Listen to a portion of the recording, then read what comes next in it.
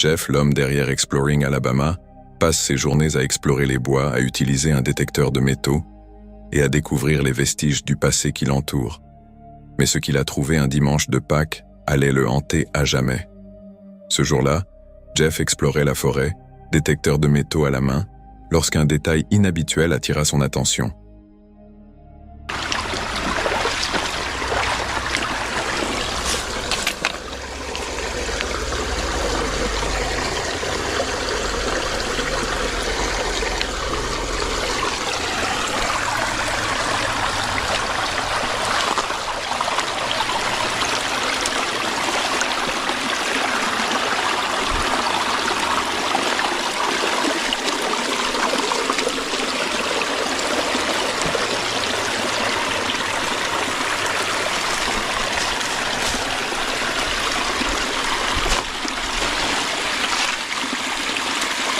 What I gotta know, is it a piece of a barrel? I've never seen a barrel with heavy iron like that. Let's go look under it and put it back since there was a widow spider under there.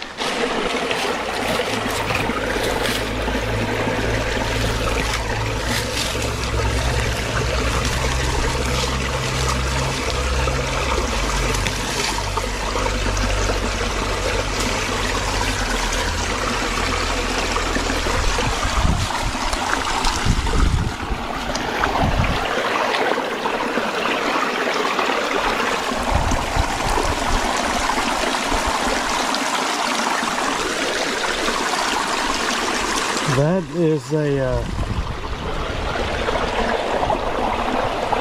human mandible. Partiellement enfoui dans la boue, il découvrit ce qui ressemblait à une mâchoire humaine. En la rinçant dans un ruisseau tout proche, la vérité devint douloureusement évidente. Ce n'était ni une réplique ni une relique. C'était bien réel. Quelques instants plus tard, il repéra un autre fragment à proximité. Une partie de crâne humain. Submergé par l'émotion, il comprit qu'il venait de tomber sur quelque chose de grave.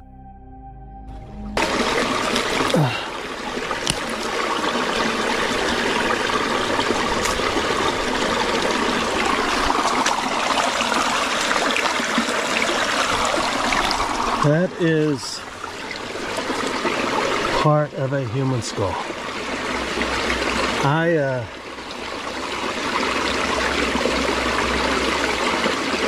You know, I pulled it out. This is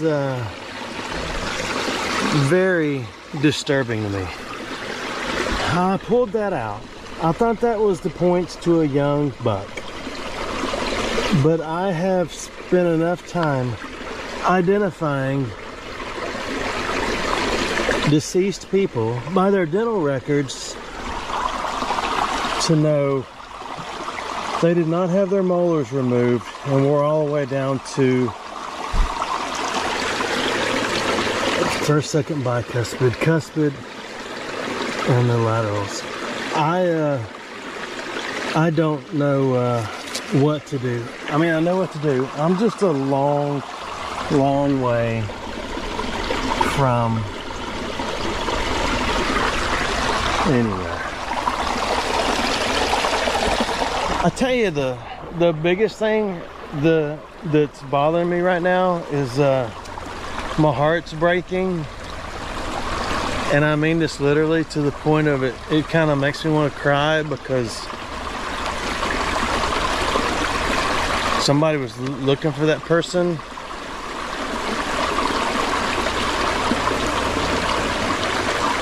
Il a appelé les autorités et peu de temps après, des enquêteurs et des chiens pisteurs sont arrivés. Jeff les a conduits jusqu'au site.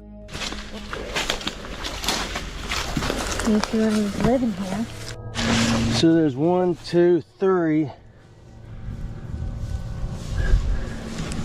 Probably. Yeah, the chief is still with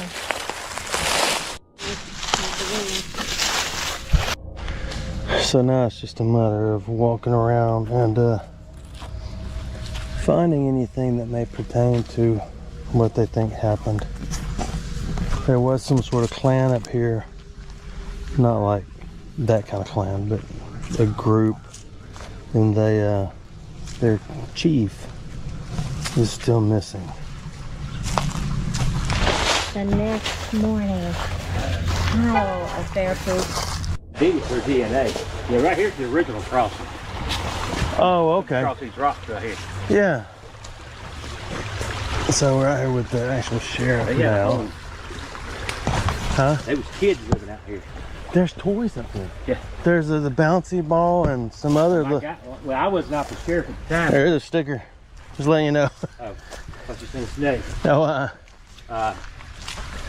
When they got here, when they got up to that camp that day after the... Quelques semaines plus tard, il est revenu avec une mise à jour. Les restes qu'il avait découverts étaient liés à une histoire glaçante. Des années plus tôt, un couple était tombé sur deux femmes en panne sur la route, mais c'était un piège. Ils avaient été attirés dans les bois, puis attaqués par surprise. L'homme avait perdu la vie lors de cette agression. I'm back out in one of the most beautiful creeks I've seen in the National Forest. And those of you who know the video I put out about finding some human remains, you know that this is the creek.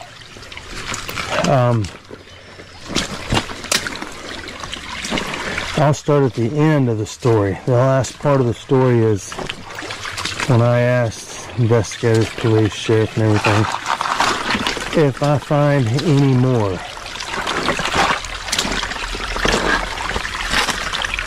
I don't even like to say the word pieces, parts, bones. It's just horrible in my head. If I find any more, and that's the way I put it, I think, let me just let it go since you kind of know who it is. And since it's an old story, it's this, it's that. And they clearly told me no.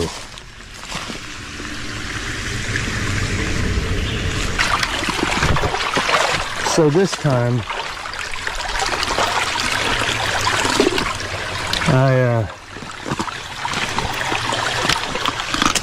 brought my detector with me because where the campsite was, or where the, I don't know if it would be called a campsite, it's a campsite. Where it was, there's a lot of stuff on the ground, and I think there's still some unanswered questions. So, if I find something of any significance, I will let the authorities know. There was a young couple, I believe, from Florida.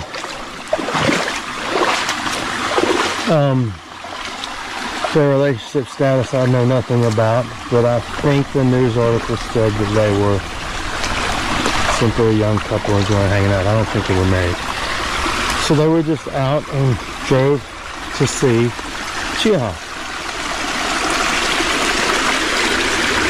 They saw two women who appeared to be broke down and stopped to help. The two women took them off in the woods to rob them. The guy had a weapon, which turned into, and of course, I believe one of the girls or women did too. I don't know anybody's ages, other than the young couple, I believe, were in their 20s. So, long story short, after shots were fired, the young man who was trying to defend himself and the young lady he was with lost his life. Plus tard, une secte locale a été liée à un deuxième décès. Une dispute concernant le leadership qui s'est terminée dans la violence. L'homme que Jeff avait trouvé était l'une des victimes. Off-grid, government-hating, what is written in the papers to be a religious cult. Just found out about. So,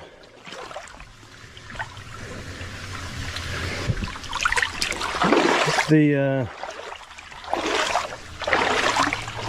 tragedy that happened roughly 5 years ago. I think it was 5 years ago. No, it was about 3 years ago.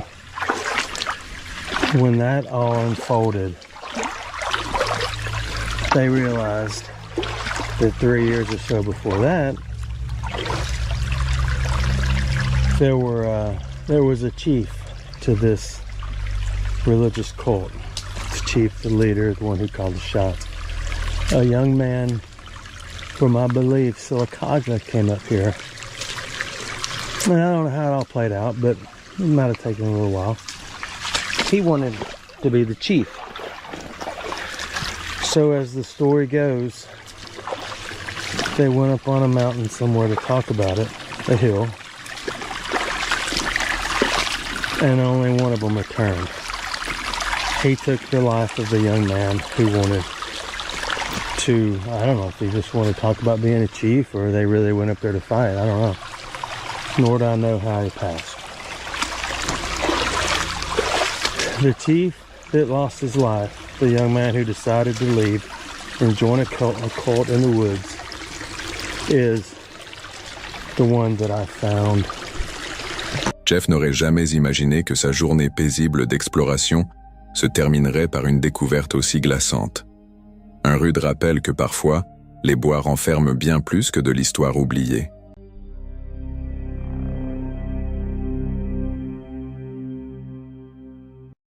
Au cœur des forêts d'Afrique du Sud, une paisible randonnée en solitaire a pris une tournure bien plus glaçante pour Herlo.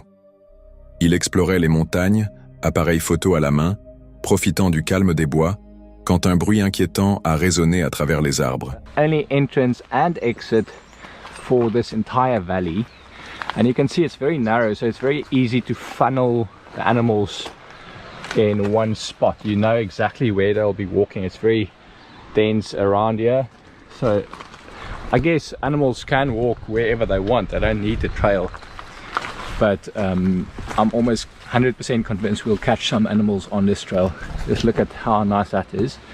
I reckon this tree could maybe work, although that's going to be very obvious. Maybe if we find something that's a little bit further into the tree line, so it's better hidden, this could perhaps work.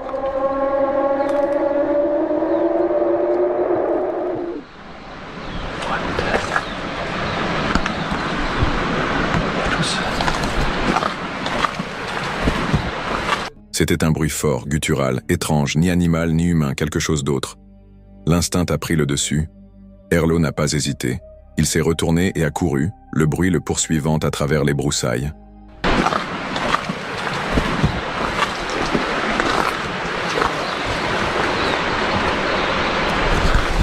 I have no idea what that was. That was not an animal. I think I'm going to leave.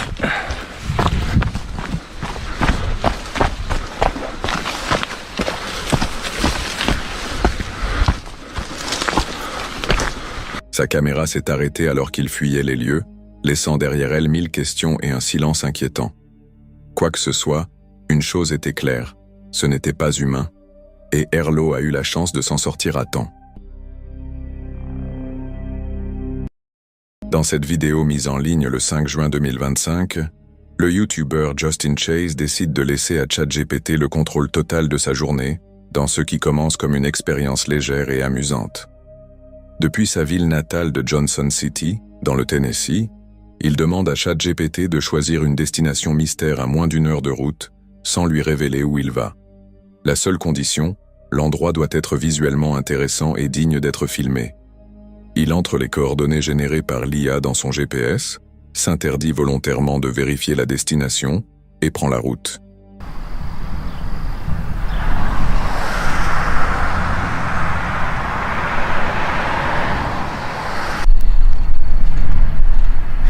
Welcome back, everybody. So this is about probably 30 minutes later, 35 minutes later. We have somehow ended up in a community that I've never even heard of before. This is Emeryville, right? No.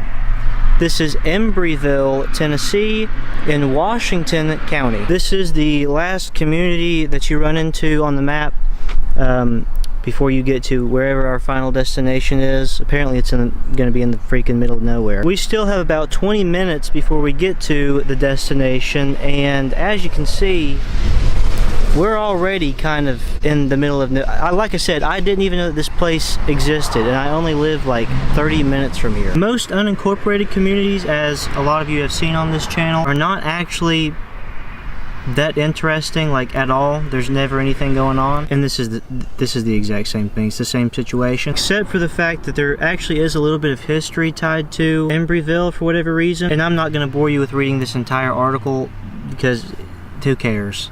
History, I've said it a million times on this channel, who cares? For those of you that do care, the first couple lines of this history section, at one point in time it was a lead mining community, lead that was reportedly used to fire bullets at the British in 1780 at the Battle of Kings Mountain. There's a bunch of stuff on there. If you're a history individual, go and read about it. It's on the Wikipedia page. Anyway, let me not get too distracted here. Environ 30 minutes plus tard, il se retrouve à Embryville, dans le Tennessee, une petite communauté non incorporée dont il n'avait jamais entendu parler, malgré sa proximité avec l'endroit où il vit. C'est une zone calme et isolée du comté de Washington, située le long de la rivière Nolichucky, avec peu de signes de vie. En traversant la région, il note avec humour que ChatGPT n'a peut-être pas choisi l'endroit le plus palpitant et lance quelques pics à l'intelligence artificielle sur ses choix. Il évoque brièvement l'histoire d'Embryville, notamment son passé de ville minière de plomb, dont les matériaux ont été utilisés lors de la bataille de Kings Mountain en 1780, mais il passe rapidement à autre chose pour se concentrer sur sa destination. Après avoir quitté Embryville, Justin s'aventure plus profondément dans les bois, roulant vers ce qui semble être le milieu de nulle part. Il atteint finalement Clarks Creek, dans la forêt nationale de Cherokee, là où la route s'arrête. Le GPS indique que sa destination n'est plus qu'à 0,5 km, mais celle-ci se trouve de l'autre côté d'un ruisseau, au cœur d'une région boisée et montagneuse. Il croise alors un homme en train de pêcher à proximité et lui pose des questions sur la région. It sent me here and it sent me to some random location. It's up there, but I don't think there's anything actually up there. Yeah, is it high bear activity here? Yeah, there's definitely a lot of bears. They come in our backyard. There was one seen yesterday afternoon. On that side, there's a bear right there. This time last year, hanging out on that side. But that side doesn't get explored a whole often, so that's where they're at probably. So, but they're black bears. Yeah. The reason we can't camp here anymore is because of that. This little girl got, in her mom, got mauled. And, oh, you're kidding. Yeah, so they don't let people camp out here anymore. Malgré cet avertissement inquiétant, Justin décide de continuer. Il tente de traverser le ruisseau à pied, trempant complètement une de ses chaussures, pour se rendre compte quelques instants plus tard qu'il y avait un pont juste en amont. Désormais pleinement engagé dans l'excursion, il commence à gravir un sentier reculé, à peine balisé. À mesure qu'il progresse, la forêt devient plus dense et le sentier de plus en plus isolé. Il plaisante sur ses mauvaises décisions, devenue presque une habitude lors de ses aventures en solitaire. À mi-chemin environ de sa destination, Justin entend un grognement distinct venant de quelque part à proximité. Okay. This is, unfortunately, this was supposed to be a lighthearted video. I don't know what I said last, but I got probably halfway there and heard some kind of growl. I don't know what it was. I don't think it was a bear, but it certainly sounded, I think it was probably a mountain lion or something. I think that I'm pretty much done with being like an idiot on this channel and being totally reckless for really no reason. I really don't know what else to say at the moment. I don't know how I'm going to resolve this video, but that's also not really what I should be worrying about at the moment. I'm just going to focus on getting out of here. Il ne sait pas exactement quel animal a émis ce grognement, mais le bruit le secoue. Il soupçonne qu'il pourrait s'agir d'un puma. La lumière du jour disparaît rapidement, et un sentiment de malaise grandit en lui. Justin décide alors d'abandonner. Il fait demi-tour, bouleversé et frustré. Ce qui avait commencé comme un vlog léger et amusant a soudainement pris une tournure beaucoup plus sérieuse. Il s'était aventuré à l'aveugle dans une situation potentiellement dangereuse. Et ce n'était plus drôle. Il parvient heureusement à regagner sa voiture sain et sauf et reprend la route vers Johnson City, désormais bien décidé à obtenir des réponses. Une fois qu'il retrouve du réseau, il contacte ChatGPT pour demander ce qu'il y avait exactement aux coordonnées indiquées. L'IA répond que l'endroit se trouve dans le nord-est du Tennessee, près de la ville d'Unicoi, au cœur de la forêt nationale de Cherokee. La zone est connue pour ses sentiers de randonnée pittoresques, son terrain montagneux et ses activités de plein air. Mais lorsque Justine insiste pour savoir pourquoi cet endroit précis a été choisi, ChatGPT se rétracte. Il affirme ne pas avoir de traces d'avoir sélectionné ce lieu et rappelle qu'il ne conserve pas l'historique des messages. En résumé, l'IA prétend ne rien savoir du monde réel. Cela laisse Justin entre l'incrédulité et l'amusement. Les coordonnées ne menaient ni à un point de vue spectaculaire, ni à une cascade cachée, mais simplement à une parcelle reculée de nature sauvage, sans intérêt clair. Il reconnaît que même si cela a donné une vidéo originale, cela aurait aussi pu très mal se terminer. Il conclut la vidéo en invitant ses spectateurs à faire leurs propres recherches sur ces coordonnées, au cas où quelqu'un découvrirait ce qu'il y avait réellement là-bas. Bien que tout ait commencé comme une simple plaisanterie, l'expérience l'a véritablement secoué. Il laisse entendre qu'il en a probablement fini avec les excursions dictées par une IA, du moins en solo, au fond d'une forêt. Comme toujours, il vous laisse tirer vos propres conclusions sur cette étrange aventure.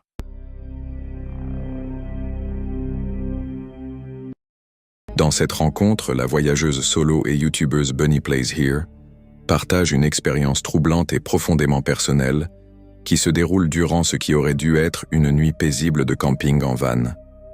Mise en ligne le 7 septembre 2024, cette vidéo documente une situation à laquelle de nombreux campeurs solitaires, en particulier les femmes, peuvent malheureusement s'identifier. Ce sentiment d'inconfort quand quelque chose ne va pas et le fait de faire confiance à son instinct qui peut être la meilleure décision. La rencontre commence lorsque Bunny arrive dans ce qui semble être un camping idyllique et isolé. Un camping-car est déjà stationné sur le site, mais personne ne semble être présent. Supposant que les occupants sont simplement partis explorer, elle installe son campement à proximité.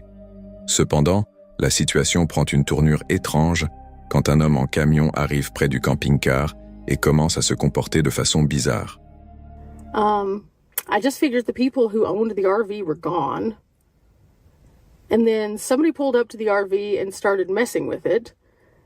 And then they pulled away again. It looked at first like they were trying to hook up, so I thought, oh, those are the people who own the RV. But then they pulled away. And whenever they did, they're now just sitting up at the edge of the drive here.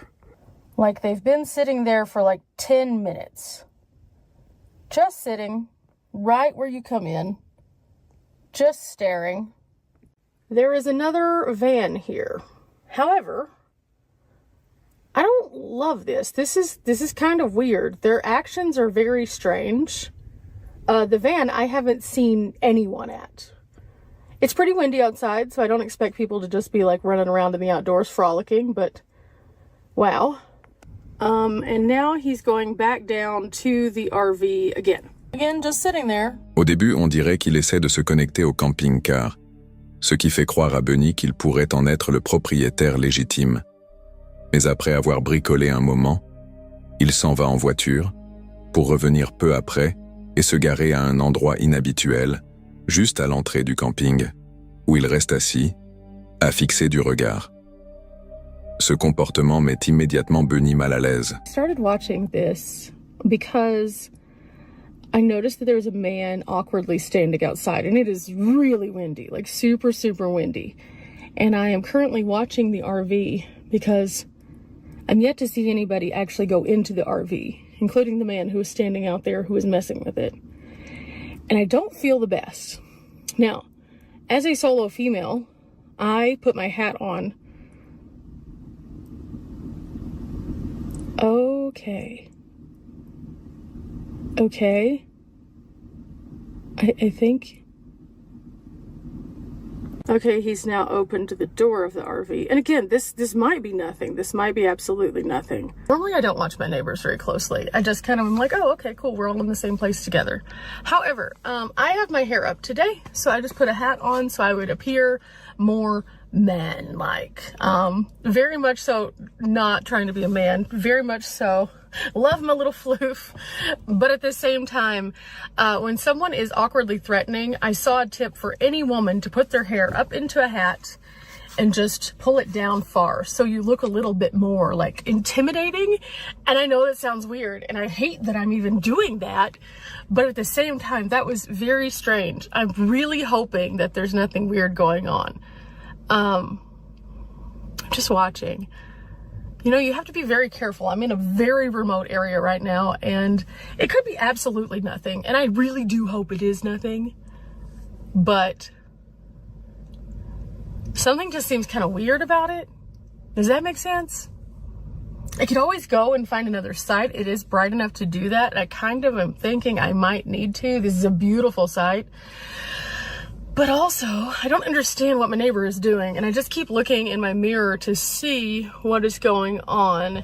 Elle remarque que, bien qu'il y ait du vent dehors, l'homme reste debout près du camping-car pendant une longue période, sans y entrer ni partir.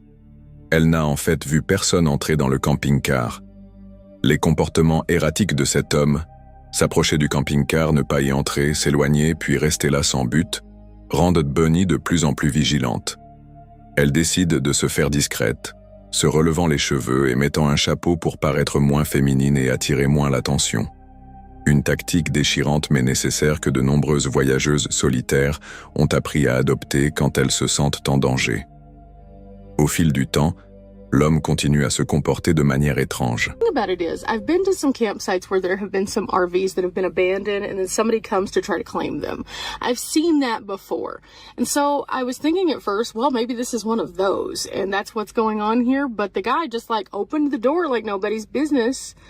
And maybe it's his. I don't know. This doesn't make a whole lot of sense. The activity that has been going on is just weird. And I need to get out of my van to go and organize some things.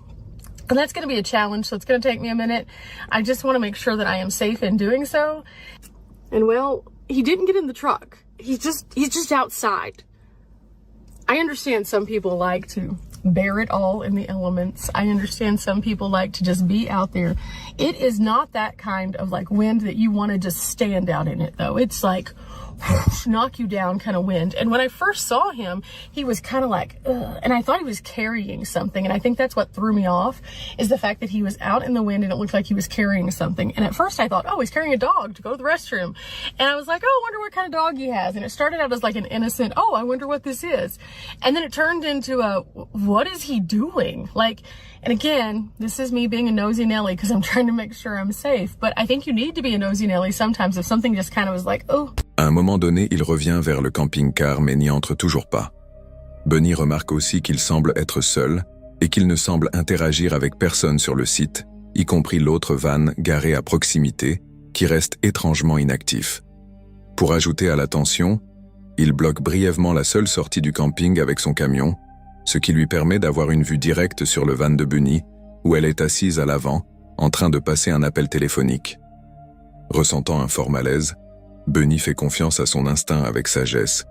Elle a déjà informé ses parents de sa localisation et envoie un message à une amie pour rester en ligne, au cas où la situation dégénérerait. I'm going to get some sunglasses. I'm going to take off this hat, which has now squished the floof all to pieces. I'm going to refloof the floof, and I'm just going to look wild. It's fine. It's fine. Yeah, no offense to that guy. I'm sure that he's just fine. But sometimes you just get a really uncomfortable feeling, and it was his actions themselves, not cool. As a solo female traveler, I feel like sometimes I have to do the most in order to just make sure I'm safe, and sometimes that means I have to abandon a really nice campsite so that I can make sure I'm good. And this is one of those instances where I am not thrilled about having to get out of here, because I really wish I could have done this like an hour and a half ago if that was the case, but I couldn't. and now it feels rushed and stressed and not okay. You know, again, I don't often have weird encounters where I just feel like somebody is a little not comfortable. Does that make sense? I don't want to, again, say anything bad about the person. He could have been a wonderful person. He just seemed to be either frustrated or intoxicated, and I'm not really wanting to be around any of that. I am traveling at the time of a holiday weekend, and I know that that causes a lot of tension sometimes, and people are silly and do weird stuff, and so I just avoid all of that. And typically I don't even travel during this time, but it's happening. Also, it looks as though there might be a storm. So is this the worst thing that I'm getting away from the water's edge? Probably. Finalement, après près d'une heure à surveiller la situation, elle prend la décision de partir. Bien que le camping lui-même soit magnifique et qu'elle avait prévu de l'utiliser comme base pour la prochaine étape de son voyage, l'imprévisibilité des actions de cet étranger était trop inquiétante pour être ignorée. Une fois sur la route, Bunny souligne qu'elle ne veut pas diaboliser cet homme, reconnaissant qu'il aurait simplement pu être excentrique ou avoir une mauvaise journée. Mais c'est l'ambiguïté de ses comportements et sa propre sécurité qui devaient passer en priorité. Elle finit par trouver un autre endroit pour camper, à quelques minutes de route. En s'installant sur ce nouveau site, la tension commence à s'estomper. Tout au long de la vidéo, elle reste remarquablement calme, réfléchie et honnête. Elle n'exagère jamais ni ne fait d'hypothèses au-delà de ce qu'elle observe. En fin de compte, la décision de Bunny de faire confiance à son instinct a peut-être été le choix le plus important de son voyage ce jour-là.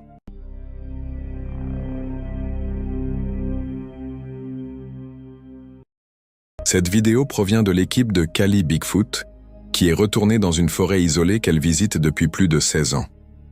Selon eux, cet endroit est un véritable point chaud pour les phénomènes inexpliqués, notamment des apparitions de Bigfoot, des sons étranges, et même des épisodes de perte de notion du temps.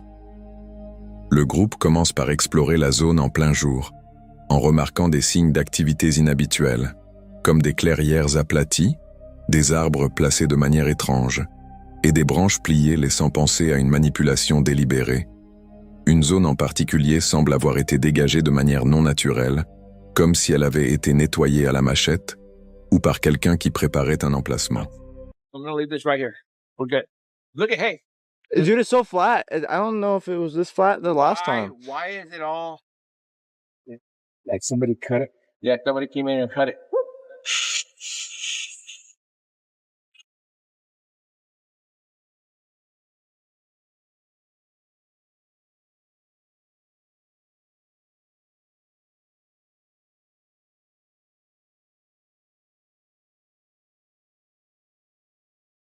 Clear. So every time we come up here, we have the microphones on and we have earphones throughout the night, and we always hear something messing around the campsite with the dishes, moving stuff on the tables. We look outside of the windows, we don't see anything. We usually have the flare pointed outward. But you know what? Let's have it pointed toward the campsite this time and see if maybe if we start hearing it, we could see whatever it is. So I got a ghillie suit here. And I am going to camouflage the tripod as much as I can.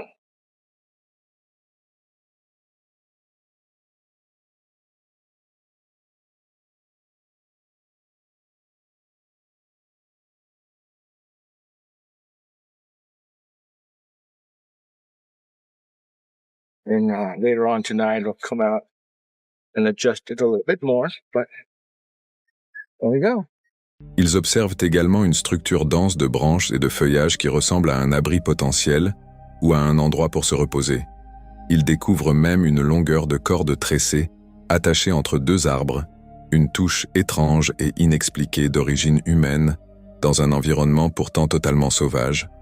Plus tard, ils examinent la forêt à la recherche d'empreintes et d'autres signes de présence. Let's go that way.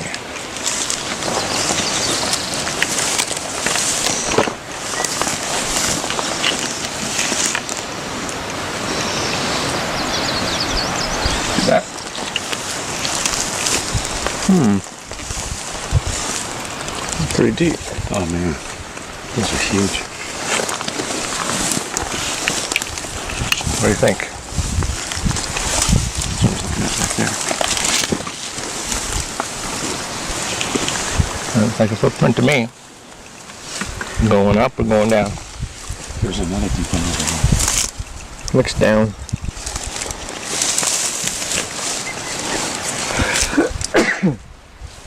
You kind of knows the pattern going down. Yep, sure do. Yeah, exactly. No reason for that. Maybe right there. What do you think? Is that a foot? Yeah, one? Right there? The toes? Heel, the toes up here. Oh yeah. Heel, toe right there? Yep. Shit. It looks like one. Looks like toes at the top. Yes, I sure see that.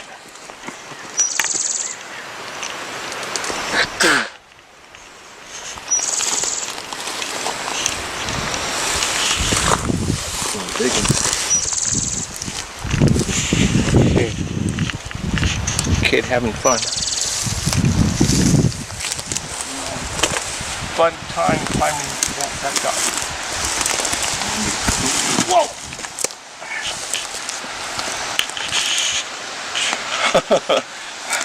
That's a hole there. Quelques empreintes laissent penser à des traces de pas de grande taille, probablement bipèdes. L'équipe dépose des fruits en guise d'offrande pacifique et installe une caméra thermique dissimulée dans une tenue de camouflage type ghillie suit afin de tenter de capturer d'éventuels visiteurs nocturnes. À la tombée de la nuit, les choses prennent une tournure plus intense. I was noticing that. I believe that Oh.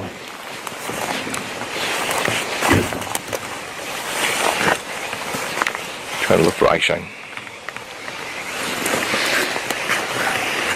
That'll work too. That'll work too. I'll turn mine off.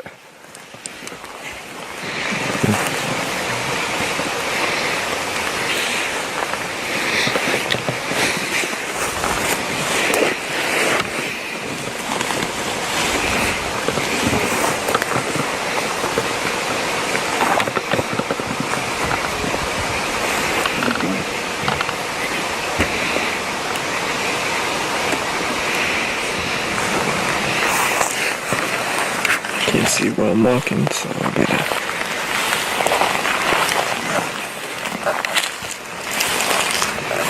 It looks like logs.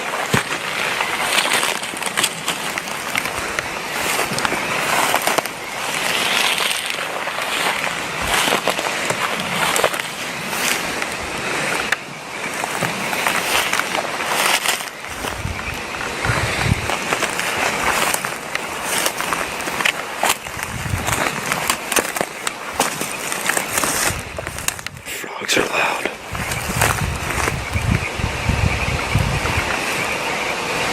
Hey, Christian, Yeah. you might need to throw another piece of bark down there to shut the frogs up again. I told Christian he needs to throw another stick at the frogs.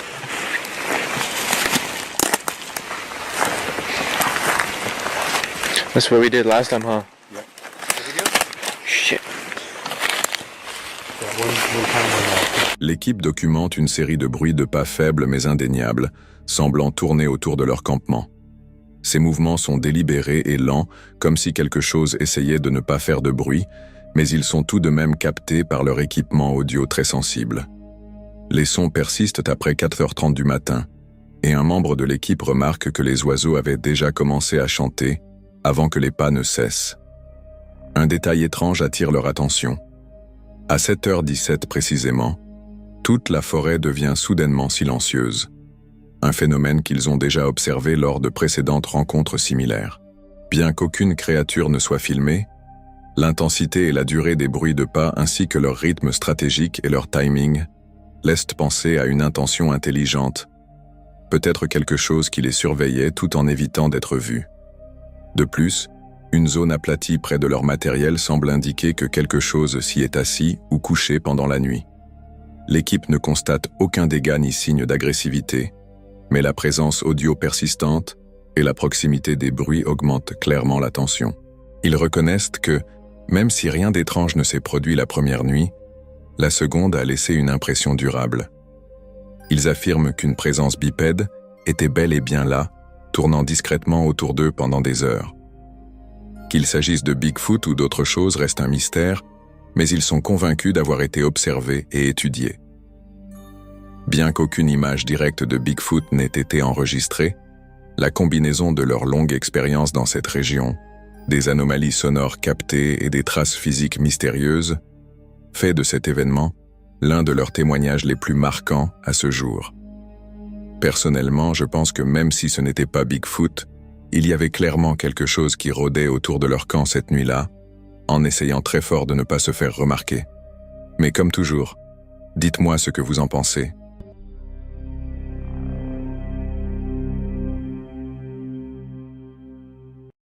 Cette première rencontre partagée par Dan's Van Life, une chaîne où Dan lui-même raconte son aventure de vie sur la route avec son fidèle chien, Cassie.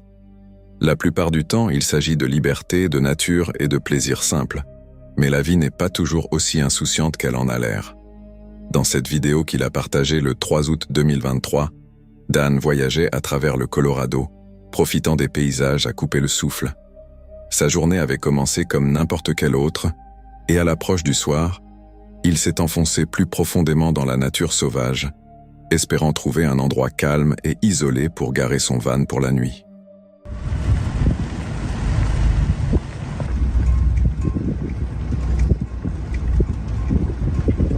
So now I decide whether I'm just going to camp at this parking lot right here or if I'm going to drive further into the forest and look for a real campsite. It's tough because it's the weekend right now, so there's a very good chance that I won't find a campsite open. Here's the next camp spot. Oh, no one's here. Alright, just scoped out our spot, and it is looking like it's a weird spot. If I'm just gonna land it right there, I could get all the way up in between those trees, but it's gonna be more unlevel. So I think we're just gonna land it right at the entrance there, and nobody will think that they're gonna be pulling into the campsite either. Satisfait de l'endroit, Dan gare son van et commence à s'installer pour la nuit. Après avoir partagé un dîner simple avec Cassie, il décide de faire une petite promenade dans la forêt, juste pour mieux découvrir les alentours de l'endroit qu'il a choisi pour passer la nuit. Mais peu de temps après le début de sa marche, quelque chose d'inattendu vient briser le calme. Decided we're gonna do a little after dinner walk, take a walk up this road, see if maybe there's a better viewpoint of the mountain behind me, and just check it out. Kind of cool right off the bat.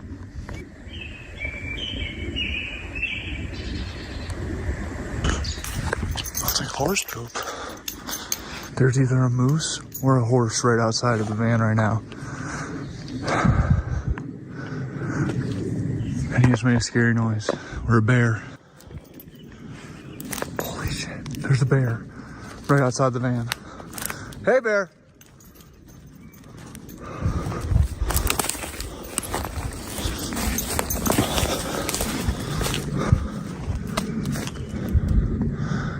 He's huge. He's huge.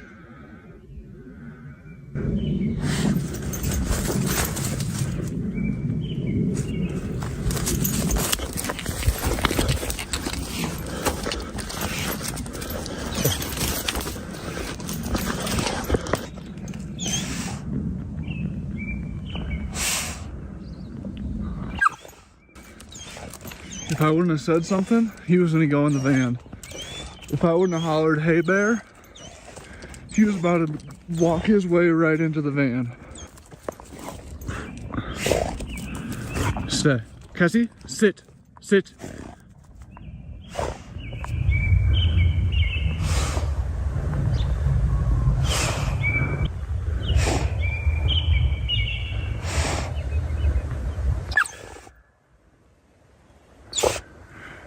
What are the odds of that the second I walk away, what are the odds that the second I walk away from the van, a bear just comes strolling in? What are the odds, dude? I could have stepped out the door right into his face.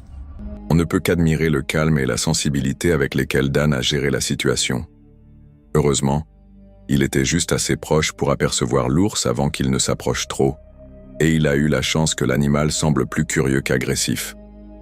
Encore plus chanceux, Cassie était attachée à ce moment-là. Si ça n'avait pas été le cas, l'histoire aurait pu prendre une tournure bien différente et bien plus dangereuse. Dan a choisi de passer le reste de la nuit en sécurité, à l'intérieur de son van. Il a regardé un film, laissant lentement retomber la tension. La forêt paisible qui l'entourait ne semblait plus aussi prévisible. C'était un rappel puissant. Peu importe la beauté ou l'isolement d'un lieu, c'est toujours la nature qui a le dernier mot. Et vous, auriez-vous gardé votre sang-froid comme Dan? Ou seriez-vous reparti immédiatement?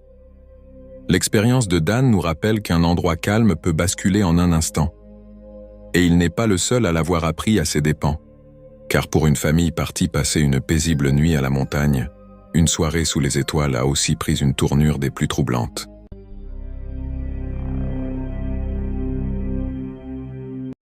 Deux jeunes hommes conduisaient leur voiture au Mexique. En chemin, le conducteur s'est trompé de route et ils se sont retrouvés perdus dans une région isolée. Ce que la caméra s'apprête à filmer restera gravé dans leur mémoire pour toujours.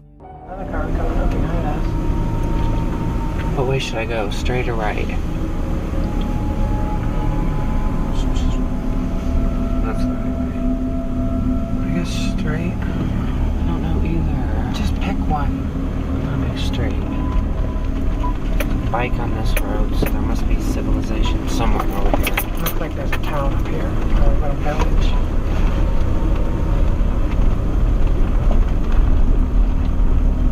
The car behind us is kind of scaring me how fast they're going. I know, they're going quick.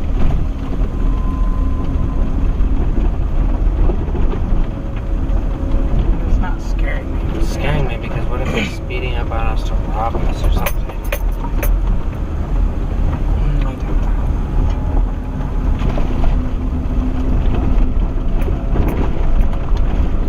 I probably just drove this road lots of times.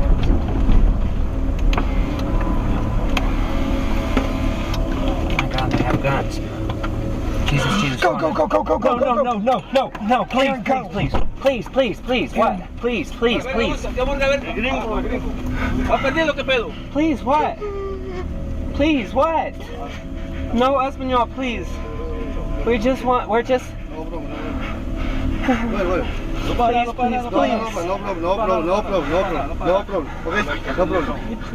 Une voiture blanche s'est lancée à la poursuite des deux jeunes hommes, et un groupe d'hommes armés en est descendu. Il s'est avéré que la région était sous le contrôle d'un cartel, l'un des plus dangereux au monde. Les deux jeunes se sont effondrés de peur, pleinement conscients de la gravité de la situation. ¿Dónde vas?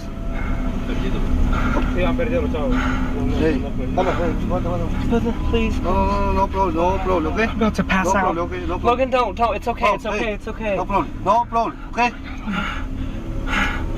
What? You went. Can we go? Well done.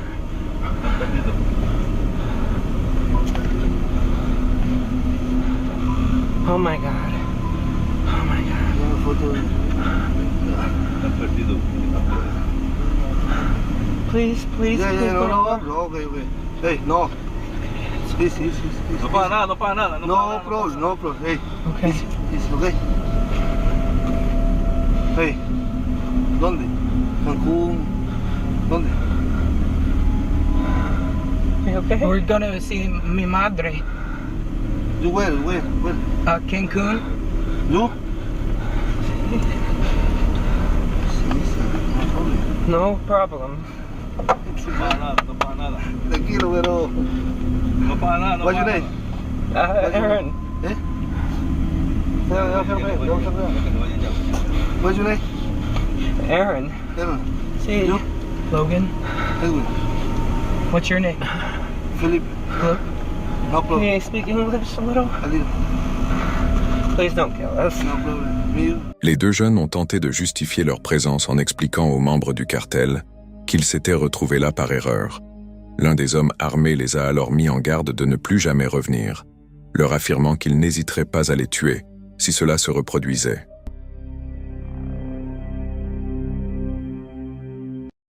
Cette vidéo provient de la chaîne YouTube Outdoor Family. gérée par Avat, Sed et leurs enfants. Cette famille turque est connue pour partager des aventures paisibles en pleine nature. Que ce soit en camping dans les montagnes ou en se relaxant au bord de lacs tranquilles, leur contenu est toujours chaleureux, léger et inspirant. Mais dans cette vidéo en particulier, les choses prennent une tournure inattendue et tendue. Nous sommes le 9 octobre 2024. La famille profite d'une escapade tranquille en montagne, loin de l'agitation de la vie quotidienne. Le cadre est parfait, et la journée se déroule comme tant d'autres, pleine de joie, de rire et de moments de connexion. Mais une fois la nuit tombée et tout le monde endormi, Saïdi se réveille soudainement. Elle entend quelque chose frapper leur tente. Avat. Aşkım. Duydun mu? Neyi? Bir şey çadırı vurdu.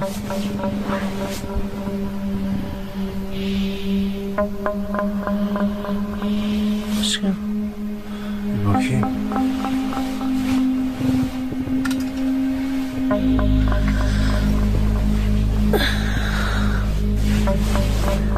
Aşkım dikkat ol.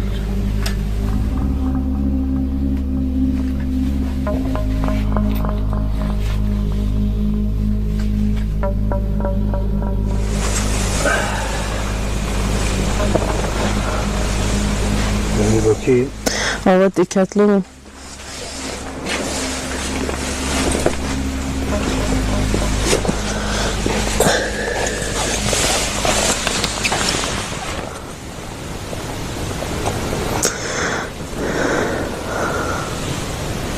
Avat. Efendim? Neredesin? Buradayım canım, geliyorum. Şey.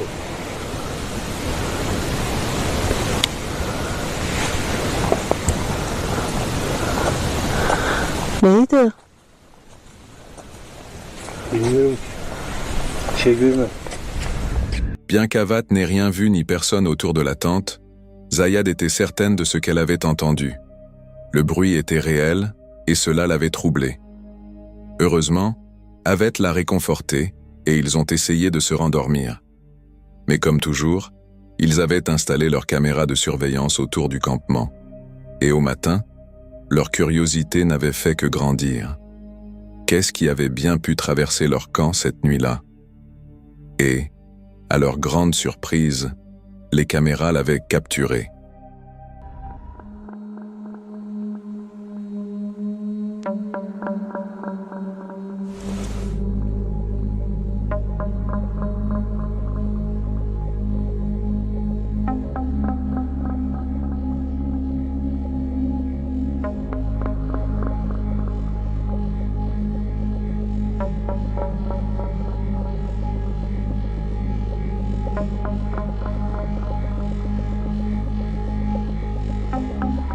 Il s'agissait en fait de loups, clairement capturés par leurs caméras de surveillance errant silencieusement autour de leur campement pendant la nuit. Bien qu'Avat et Sayad connaissent bien la faune de ces montagnes et aient toujours respecté les animaux qui y vivent, c'était de loin la rencontre la plus proche qu'ils aient jamais eue. Heureusement, les loups n'ont pas essayé de pénétrer dans la tente, mais les images étaient claires. Les animaux n'étaient qu'à quelques pas pendant que la famille dormait. Ce moment les a laissés à la fois tremblants et profondément reconnaissants, car même si aucun mal n'a été fait, ils ne pouvaient s'empêcher de se poser la question « Et si les choses s'étaient passées autrement ?» C'est un rappel puissant que, même dans les recoins les plus calmes de la nature, le sauvage n'est jamais loin, et parfois, il est plus proche qu'on ne le pense, juste derrière les parois en toile de votre tente. Même quand on est préparé et expérimenté, la nature sauvage peut encore vous surprendre. Pour Avat et Saïdi, cela s'est manifesté sous la forme de loups qui tournaient silencieusement autour de leur tente pendant la nuit. Mais pour un homme dans l'Idaho, ce n'était pas ce qui l'entourait qui importait, mais le saut qu'il a choisi de faire. Cela montre à quel point l'aventure peut rapidement devenir un moment où la vie est en danger.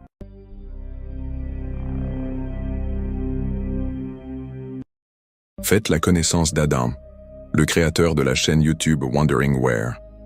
À travers ses vidéos, il emmène les spectateurs dans des voyages immersifs, mettant en avant le camping en voiture, la randonnée et l'exploration des trésors cachés des paysages naturels du Royaume-Uni. Des vues côtières à couper le souffle aux landes sauvages, ces aventures révèlent la beauté et les défis de la vie en plein air. Avec sa personnalité terre-à-terre et ses difficultés auxquelles beaucoup peuvent s'identifier, Adam parvient à captiver son public. Mais un jour, il allait découvrir à quel point ses escapades en solo pouvaient devenir imprévisibles et troublantes. Parti pour une nouvelle aventure, Adam arriva sur la côte est de l'Angleterre, près de Scarborough. Hi, welcome to the channel if you're new here. Welcome back if you've been here before. I'm going to be abandoning the coastline today and I'm going to be heading inland. I'm going to be going to a really famous little spot up in the North York Moors called Rosedale. I've found a 10-mile hike, stretches all around the area. It should be absolutely fantastic, although we do have a bit of an issue at the minute. Being as it is a 10-mile hike, it's going to take me 5 hours and it's already 12:30 and it's an hour's drive from here, so we really need to get a rig along. Il avait décidé de se diriger vers l'intérieur des terres, vers un lieu célèbre des North York Moors appelé Rosedale, où il prévoyait une randonnée difficile de 16 km. Le temps lui étant déjà compté, il se rendit rapidement au point de départ du sentier, impatient de commencer son aventure. Wow, I've got to say, it's been an hour and 10 minutes. It's supposed to be a 55-minute drive and I'm not there yet. It's been a nightmare drive, windy roads and stuck behind slow traffic. And the weather, oh mama, it's as grim as your grandma's mole. It doesn't bode well for a big hike. Still, at least we're in the North York Moors.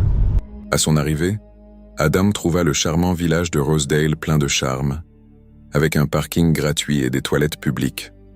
Un début parfait, malgré son départ tardif dans la matinée et son estomac qui grondait.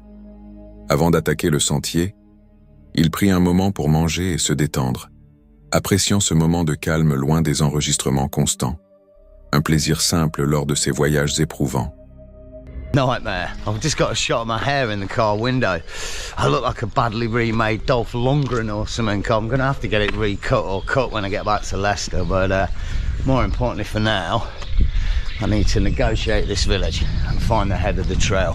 Alors qu'il traversait le village et trouvait le point de départ du sentier, Adam repensa à l'avertissement qu'un ami lui avait donné autrefois au sujet de la difficulté de cette randonnée. Le parcours commença dans la boue, signe des conditions humides à venir après une matinée pluvieuse. Quite a drive to get to this little village. There's not much else around there. The village of Rosedale. Old man Grumpster told me about this one many moons ago. Every time I come up North York Moors or around this area, oh, have you been Rosedale yet? Well, yeah, today we have. He always tells me the tale of how, I think he's probably hiked this hike, and he says it absolutely worn him out, something chronic, and then in the evening when they got back from the hike, they were staying on a campsite and they went for a really big drink, and yeah, I think he damaged himself or twisted his ankles or something on the way back from the pub to the campsite. So. Ce qui se produisit ensuite lui glaça le sang, un petit moment troublant au cœur de l'immensité silencieuse des Landes. Un portail qu'il venait tout juste de franchir, laissé grand ouvert, se referma derrière lui, sans aucune explication. These little bad boys out. Wow, there's some proper glamping going on around here. There's some probably little hutty things. I better not cheap to rent for the night though. What days, what have we just been talking about? This gate behind me, someone's just walked through it and it was wide open, and like me, I just left it wide open, I don't know why. As I walked through it, it closed itself. Just had a shiver go up my spine. Let's keep moving. Malgré la beauté des lieux, le sentier devenait de plus en plus difficile, traversant des zones marécageuses et boueuses qui ralentissaient sa progression et la rendaient pénible. Cette difficulté le poussa à remettre en question ses choix d'itinéraire.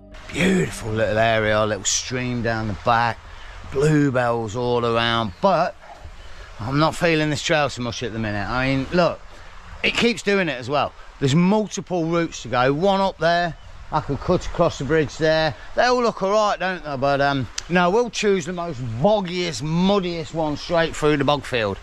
And it keeps doing it. I don't know. Oh, I'm almost sinking. There's no way through. Gordon Bennett. Oh, listen to that. It's so eerie up here. I'm scaring myself. This is mad. It's just silent. And the fog. Oh mate, come with me. Honestly, I almost feel like you're my only comfort at the minute. There's no one else here. Oh mate, just imagine if a werewolf bounded over the ridgeline there. But at least you ain't a werewolf. Oh, it's gonna be a freaky night tonight now, isn't it? Alone on the moors. Hey, in fog. I tell you what, I bet this whole area is beautiful on the right day with stunning views all around. Today's not the right day. I'll hold my hands up. I've just been looking around, seeing if I can find something to see if there's little snippets of views and such. And oh, hang on. Oh no, just another bit of cloud. Il tomba sur une étrange structure en forme de cage, perdue au milieu de nulle part, accentuant encore le mystère des landes désolées. Peu après, il découvrit le Sheriff's Pit, une ancienne mine de fer, ainsi que les vestiges de la voie ferrée de Rosedale, ajoutant à ce paysage une dimension historique, mais toujours aussi inquiétante. And it is, da, da, da, da. Bloody hell. Wow. I've heard a couple of them up here. I don't know what type of bird they are, but they're making an amazing noise.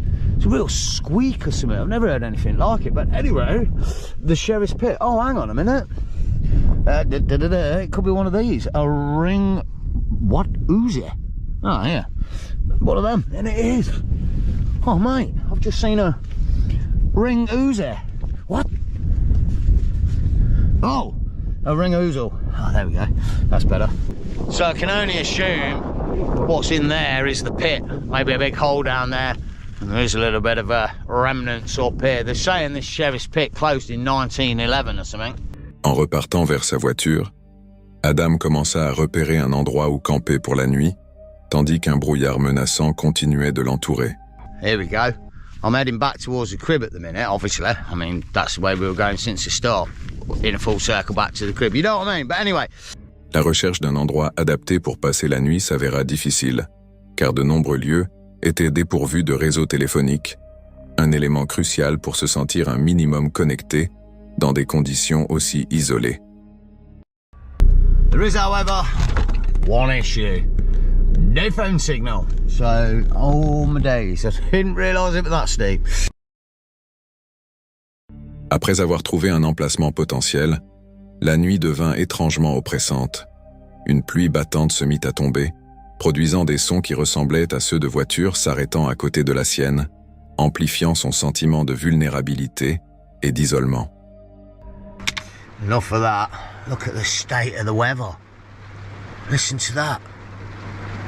Honestly, I can't believe how heavy it is. It's such a good thing I decided to cut back on that trail and not do the full length of it. I'd have still been outside now. I'd have been absolutely drenched. It is making this area a little bit more eerie though. I've got to be honest. It's a bit dodgy. Honestly, I've only been here about 45 minutes. I've already had one car full of clowns pull up. I mean, say clowns, they weren't like white-faced and wearing red noses or anything, but yeah, some young uns, I don't know what was up with them.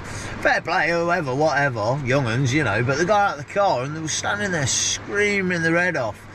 Bit random, but yeah, so I hope it's not a thorough through for like utes or whatever tonight, I guess. Pour ajouter à l'ambiance déjà inquiétante, une voiture remplie de clowns, en réalité de jeunes hommes bruyants, s'arrêta à proximité, rompant le silence et faisant espérer à Adam que la route se viderait au fil de la nuit. Malgré ces perturbations, Adam tenta de préparer le dîner, un repas apparemment simple, qui tourna rapidement au désastre comique.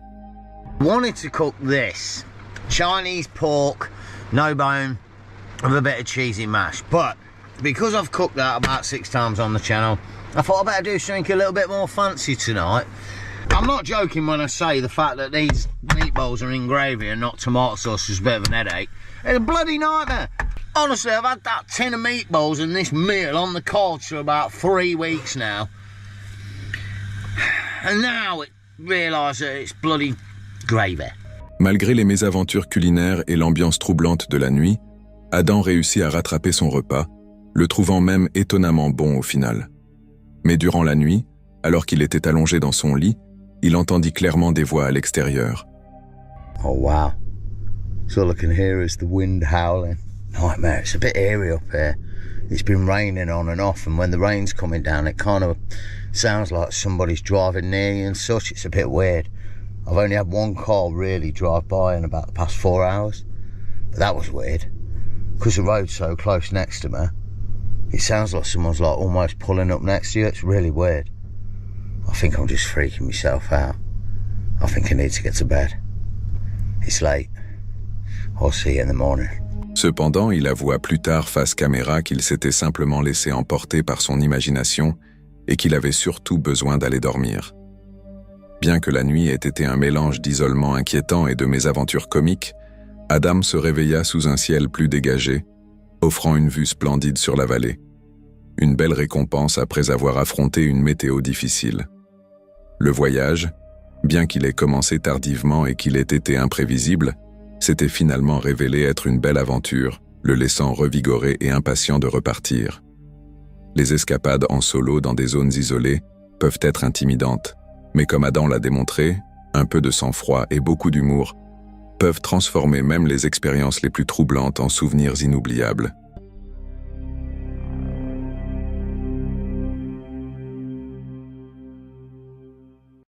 Cette rencontre provient d'une vidéo mise en ligne par Dundee Hikes, une chaîne YouTube connue pour ses explorations paisibles en pleine nature.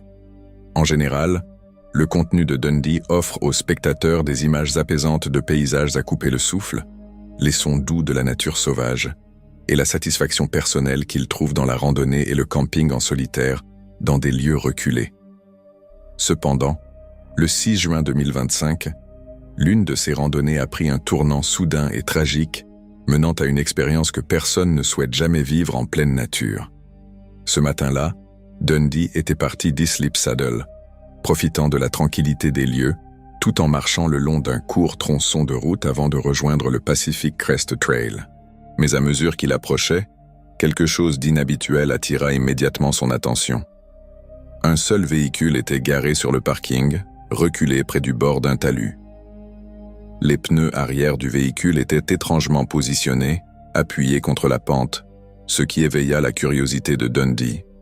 All right, so it's been a couple days since this incident happened, and I thought I would try to give you a more coherent account of what happened than just the videos show. And I'll show you the videos after I finish talking. There's nothing graphic in there, so no need to worry about that. So anyway, I broke camp at Islip Saddle that morning, and I decided to do like a mile more of road walk before joining the PCT again. And you know, as I approached the Javis Memorial Picnic Ground, I noticed there was a single car in the parking lot, and it was backed up to the edge. But what really caught my attention was that the back tires were way up on the embankment. So that caused me to walk over and take a closer look. And that's when I noticed the rope that was tied to the back and disappearing over the edge. En y regardant de plus près, Dundee remarqua quelque chose d'encore plus étrange. Une corde partait de l'arrière du véhicule et disparaissait au-delà du rebord. Au départ, il ne savait pas quoi en penser. Il supposa que c'était quelque chose d'inhabituel mais sans danger. Après avoir filmé un court extrait, il reprit son chemin. Mais à mesure qu'il avançait, l'image troublante de cette corde ne cessait de le hanter. À quoi était-elle attachée? Pourquoi était-elle tendue au-dessus du vide? Son instinct lui soufflait de revenir sur ses pas. Dundee posa son sac à dos et s'approcha prudemment du bord du talus pour regarder en contrebas. Ce qu'il vit bouleversa totalement le cours de sa journée. En dessous de lui, suspendu à la corde, se trouvait un homme, inerte, le cou pris dans un nœud coulant. Dans un premier élan, Dundee espéra désespérément qu'il s'agissait d'une blague macabre. Il cria, espérant une réponse, le moindre signe de mouvement. Mais seul le silence lui répondit. Do you ever see anything and just think to yourself, what the heck is going on here? And unfortunately, knowing that you will never know. You know, I really didn't even think anything about it. I pulled out my camera and I took a little video, something like, hey, look at this is weird, I guess I'll never know what was going on here, and I started to walk away. And then my curiosity got the better of me, so I dropped my pack and I grabbed the rope and shuffled down to the edge, and that's when I saw the guy with the rope tied around his neck. I didn't really spend a lot of time gawking at him. I didn't take any pictures. I kind of stupidly shouted hello a few times, like he's gonna open his eyes and say just kidding or something. But then I hustled back up to the parking lot and tried to figure out what I was gonna do because I had no service at all. Dundee retourna rapidement à son campement, où il savait pouvoir capter du réseau. À l'aide de son appareil InReach, il contacta l'hôte du camp, qui alerta à son tour les autorités. En peu de temps, les secours furent dépêchés sur les lieux. Un hélicoptère arriva en premier pour survoler la zone, mais en raison du terrain, il ne put se poser. Peu après, les unités au sol et les pompiers arrivèrent, suivis des adjoints du shérif et de la division des homicides. Le protocole standard exigeait que Dundee reste sur place pour donner sa déposition et s'assurer que tous les détails soient correctement enregistrés. Bien qu'il n'ait jamais été soupçonné de méfaits, le déroulement de l'enquête soulignait la gravité de la situation. It looks like the sheriff's department sent a helicopter out, and I know they're sending ground units too. I don't know if the helicopter can land anywhere here though. Looks like the fire department showed up, so the chopper is moving on to the next thing.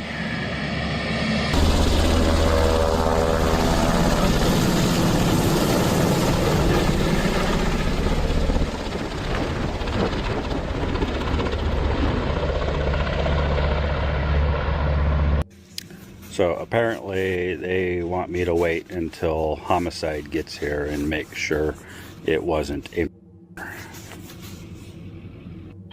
I got an update from the sheriff, and he basically said that fire and rescue showed up, said, yeah, he's dead, and left.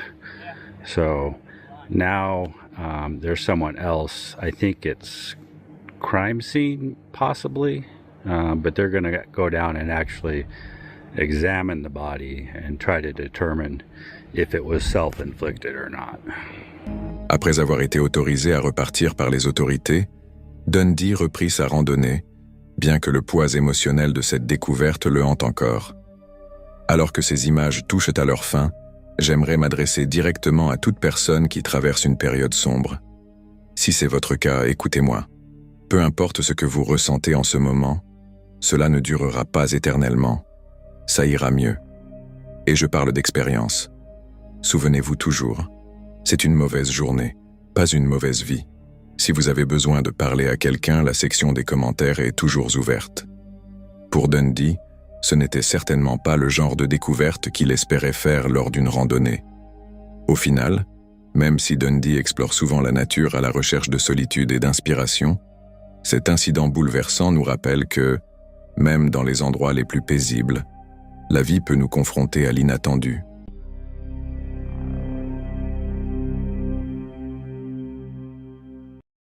En mars 2023, la chaîne YouTube Nikolai and Brian a documenté l'un des moments les plus terrifiants de leur voyage, alors qu'ils parcouraient l'Oklahoma en van. Connus pour partager leurs aventures et leur vie sur la route, cet épisode a pris une tournure choquante lorsqu'ils se sont retrouvés face à l'une des forces les plus violentes de la nature. La journée avait commencé comme n'importe quelle autre. En arrivant en Oklahoma, ils avaient garé leur van près d'un lac pittoresque. Mais tout a rapidement changé lorsqu'ils ont consulté les prévisions météo. Ce qui devait être une halte paisible devint tout autre chose lorsque des alertes ont commencé à affluer. Une violente tempête, accompagnée de plusieurs avis de tornades et d'avertissements de vents extrêmes, se dirigeait droit vers leur position. Bien que les habitants semblent calmes, certains flânaient même tranquillement sur le parking, Nikolai et Brian, peu familiers des régions à tornades, devenaient de plus en plus inquiets. Malgré leur anxiété, ils ont décidé que la meilleure option était de rester dans leur van et d'attendre que la tempête passe. Pendant que d'épais nuages sombres s'amoncelaient, les vents se mirent soudainement à souffler avec violence. I don't know if you guys can hear this, but there's a loud tornado thing going.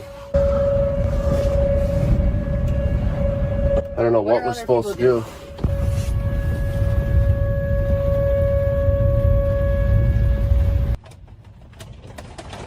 Alright. Why don't you just come down with me? Here comes the hail.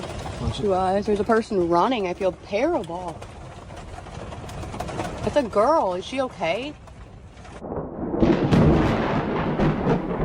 There's a man who went into the convenience store and literally I thought he was going in for shelter. Look at that man. He's a freaking... It is not pleasant out there. We're not used to this, y'all, so this is a little scary. We're just gonna wait it out. We're gonna be okay. The worst of the storm is coming through, so it's just a little scary to see it coming and then it arriving. I don't know how y'all deal with this all the time. I really do not. The winds are crazy. I've never experienced winds like this. We don't want them to just stop and pick up again. That means you're in like the eye of a storm. Les sirènes d'alerte météo hurlaient avec force. À un moment, Mikulta aperçut une jeune femme courant désespérément à la recherche d'un abri, tandis qu'un autre homme entrait tranquillement dans une supérette voisine. De son côté, le père de Brian surveillait la situation à distance, leur envoyant des mises à jour en temps réel grâce à la télévision en direct, car leur propre signal était très limité. En quelques minutes, le cœur de la tempête s'abattit sur Norman, en Oklahoma, là où ils étaient stationnés. Les vents dépassèrent les 110 km/h. Le couple se cramponna alors que leur van était violemment secoué par la bourrasque. La puissance de la tempête devint terriblement réelle sous leurs yeux. Des lignes électriques arrachées, des débris volant dans tous les sens, des toits arrachés aux bâtiments. Les images des chaînes d'infos confirmèrent l'étendue des dégâts à Norman et dans les environs. Des maisons avaient perdu des étages entiers, des fenêtres avaient explosé, et certaines structures avaient été entièrement éventrées par la force des vents. De façon incroyable, malgré leur proximité avec l'épicentre de la tempête, Nicolas et Brian et leur van s'en sortirent sans aucune blessure. Ils se considéraient extrêmement chanceux, pleinement conscients que l'issue aurait pu être tragiquement différente. Une fois la tempête passée, ils retournèrent prudemment à leur ancien lieu de campement près du lac Thunderbird. Le van les avait protégés du pire, mais le poids de ce qu'ils venaient de vivre restait lourd sur leurs épaules. Bien décidés à tourner la page et à poursuivre leur aventure, ils firent une halte sur la célèbre route 66, dans une boutique insolite, le Pop 66 Soda Ranch, réputé pour ses plus de 700 saveurs de soda. Là, ils s'accordèrent un moment de légèreté, riant devant les noms absurdes de certaines boissons. C'était une distraction bienvenue, après une expérience aussi éprouvante. Ce qui avait commencé comme l'une des nuits les plus effrayantes de leur vie, renforça finalement leur lien et approfondit leur gratitude envers la gentillesse des inconnus et la puissance brute de la nature. Et toi, qu'as-tu pensé de cette expérience? Comme toujours, fais-le-moi savoir.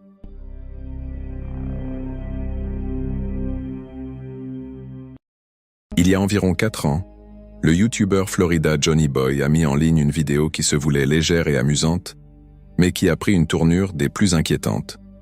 Ce qui devait être un simple vlog humoristique sur la pêche s'est rapidement transformé en une exploration étrange de la forêt, laissant Johnny et ses compagnons profondément troublés par ce qu'ils ont découvert. Au début, Johnny et son partenaire partent pour une sortie de pêche décontractée.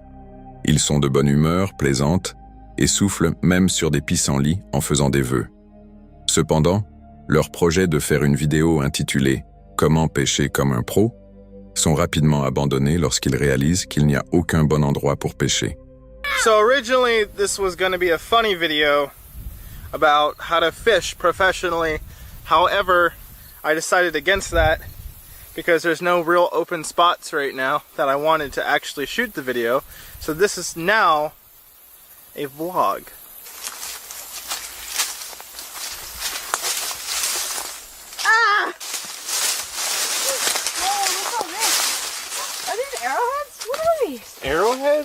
Where do you think it goes? It's spooky forest. So if you look, this just opened up significantly going this way. Oh my god. I got you. Look at my big finger. My crap. Jesus. Good? Nope. If you don't stop with that damn stick. Yeah! Ow!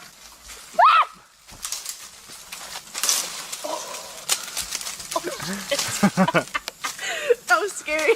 Can I touch it? Yeah. Oh, look at it. Look. Those have to be its spores. That's cool. So we had to double back because we realized that we left everything in the truck. And that's not the best idea. Considering anybody at any time, while we're in the middle of the woods here, can just show up and take all of our stuff. Yo, that is creepy looking. That's where we're heading. Okay, so this isn't even a trail, it's a creek bed. It's still pretty cool though. Minus the spider webs on my face. En s'aventurant hors des sentiers battus, Johnny fait remarquer qu'il marche pratiquement à travers une forêt inquiétante, sans chemin bien défini. Ils tombent alors sur ce que Johnny appelle en plaisantant la maison de Pennywise. Ce qui suit va confirmer que cette sortie allait être tout sauf ordinaire. Look, are these like bones? Are these bones? What is bones? Alright, these are rib bones at the same time. Those are rib bones. I'm not okay. They're all in the well right there. There's a bunch. I don't like this, Dad. Let's just see if there's anything else. Oh.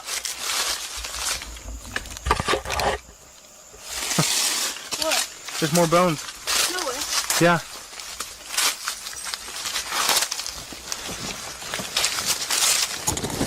What the f is that? Is that a thigh bone? So not only do we come across Pennywise's house, we found a bunch of rib bones and what appears to be, Gravy? look, it's cut right there. Right here on this piece. It looks like it was like cut through or something.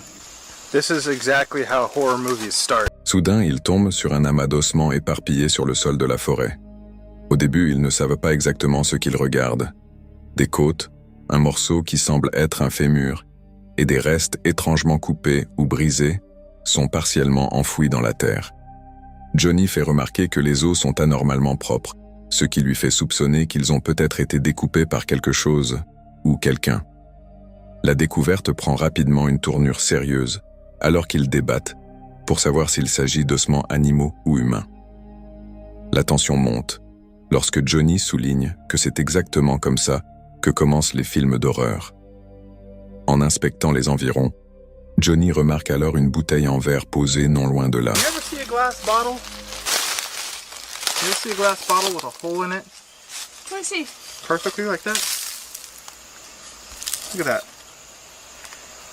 Huh. I'm really curious as to what kind of bones those are. That bottle just broke.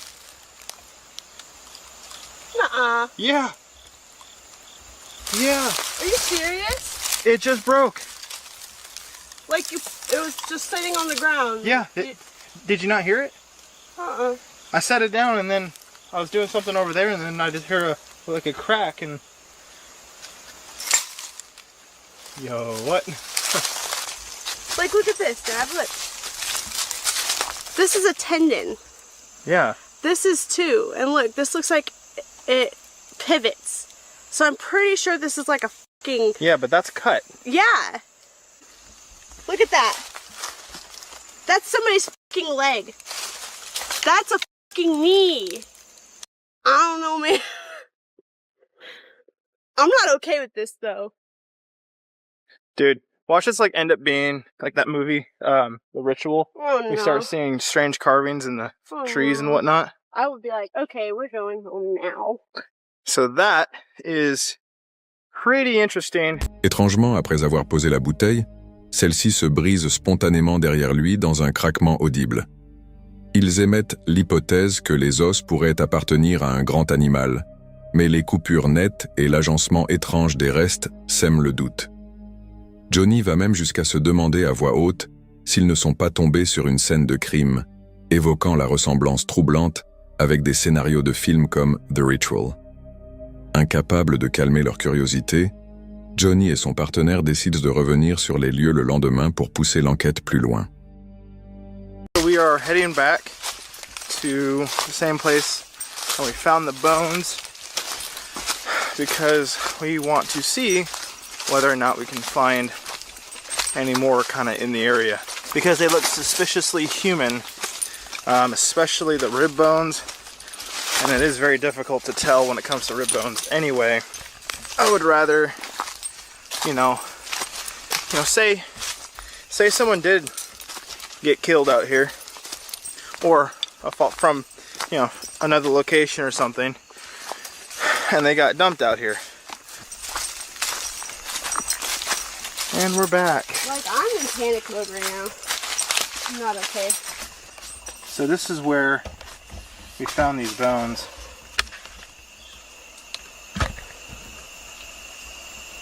Now, yeah, the other bones were right here. Now the winds are picking up. That's creepy. Ils sont tous les deux visiblement anxieux. En commençant à creuser, ils découvrent encore plus d'ossements, dont ce qui semble être une partie de la colonne vertébrale, un coccyx, ainsi que d'autres fragments de côte. We found what looks to be the tail end, because that looks like the butt bone. So it means that it's all under here, whatever it is. Oh, I found something else right here. That's a spine. Is it? Yeah, that's a spine.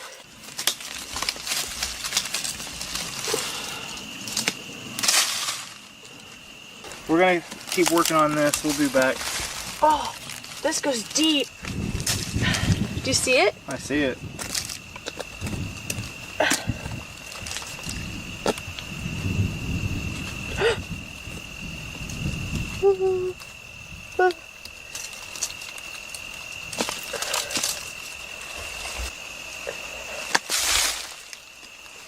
Yep. Is this a spine? Yeah. But what from? I don't know. The curious thing is to why it's there of all places.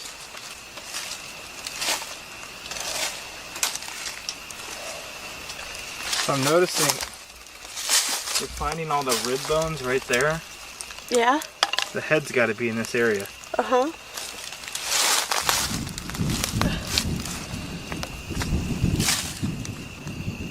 Look, the further back it goes that way, more it looks like it's starting to get towards the tailbone, so.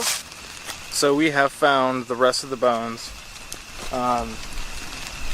It looks, I don't know, it might be a dog or a deer or something like that. We're not actually 100% sure. And now it's starting to rain on us. So after spending about an hour digging, these are all the bones. Le fait que les os soient partiellement enfouis suggère qu'ils ont été volontairement dissimulés, ce qui ne fait qu'accentuer l'atmosphère inquiétante. La structure de la colonne vertébrale fait d'abord penser à celle d'un coyote ou d'un grand canidé. Mais plus tard, Johnny émet l'hypothèse qu'il pourrait s'agir d'un veau ou d'un jeune bovin, car la colonne ne correspond pas parfaitement à celle d'un coyote. Malgré ces possibilités, l'aspect net et précis de certaines coupures continue de paraître étrange et suspect. La situation devient encore plus étrange lorsque Johnny laisse brièvement son partenaire seul pour répondre à un besoin pressant, apportant au passage une petite touche d'humour. Pendant l'absence de Johnny, son partenaire entend un fracas violent et hurle pour qu'il revienne immédiatement. Ce bruit soudain et inexpliqué ne fait qu'ajouter à la tension de leur découverte. Par la suite, Johnny admet qu'il a paniqué en entendant son partenaire crier. Après plusieurs heures à creuser et à examiner les os de près, Il conclut prudemment qu'il s'agit probablement des restes d'un veau et non d'un être humain. Toutefois, l'expérience entière les laisse profondément troublés. La découverte inattendue d'ossements dans une zone reculée, hors des sentiers, combinée à des événements bizarres comme la bouteille en verre brisée et les bruits inquiétants, laisse penser que cette journée en forêt était loin d'être ordinaire. Et toi, qu'as-tu pensé de cette étrange aventure? Fais-le-moi savoir.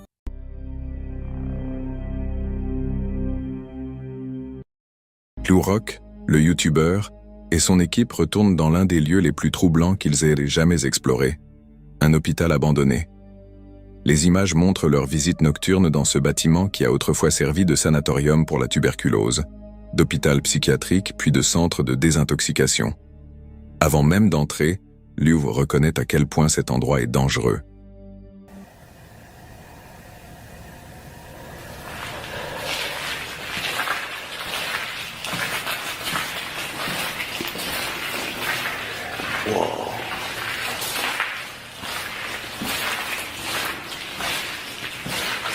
Dude, I don't even want to look into the rooms.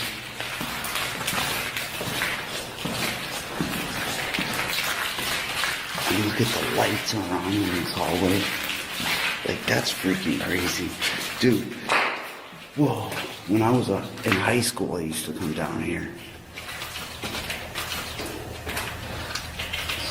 Alright.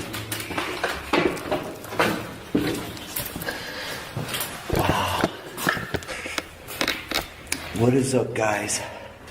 We are in this crazy hospital again. Guys, it is so freaking scary here at nighttime. I don't even know how to explain it. It's crazy. For one, like, there's like a really good chance that there's somebody else in here with us, because the last time I was here, we found the tent here. Just heard something. The last time I was here, I found a tent here, and it looked like somebody was sleeping here. So, and the very first time that I was here, I actually heard somebody in here drilling. I'm bumping into stuff. Guys, the very first time I was in here, I actually heard somebody like drilling and probably ripping stuff apart. But the craziest part was actually seeing the tent, like somebody's camping out in here. Lors de leur précédente visite, ils avaient remarqué des signes inquiétants laissant penser que quelqu'un squattait à l'intérieur, notamment une tente entièrement montée. Alors qu'ils pénètrent dans les couloirs faiblement éclairés de l'hôpital vers 3 heures du matin, l'atmosphère change immédiatement. Les longs couloirs semblent sans fin. Plus ils s'enfoncent dans le bâtiment, plus Liu et son compagnon ressentent un malaise grandissant, comme s'ils n'étaient pas seuls. Guys, we're keeping the lights down for now. We don't want to be too obvious here. Dude, this is the creepiest hallway. This is like going through Nightmare on Elm Street. Like, no joke. We just came from that way. I'm literally shaking in my boots. Yeah, I'm scared a little bit. This is crazy. I've done some stupid stuff. This has got to be right up there with some of the stupidest.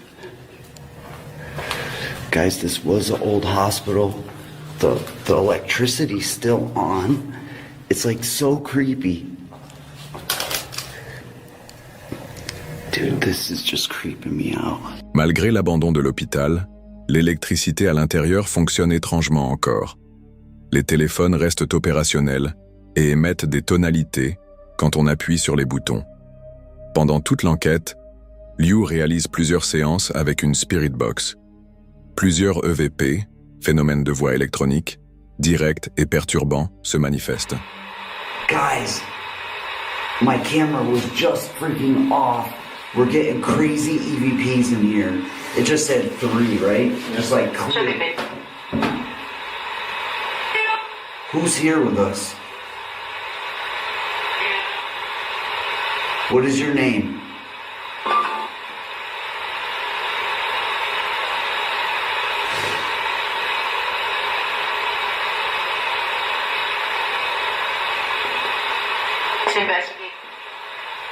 What was this hospital used for?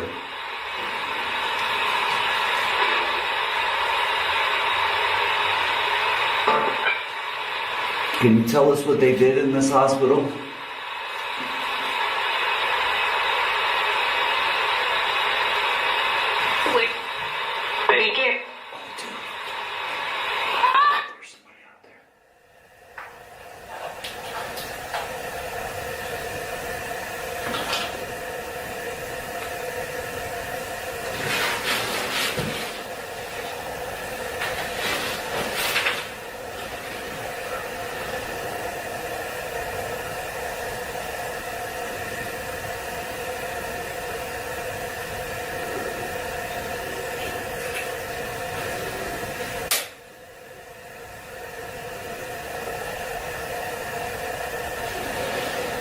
Definitely heard somebody out there.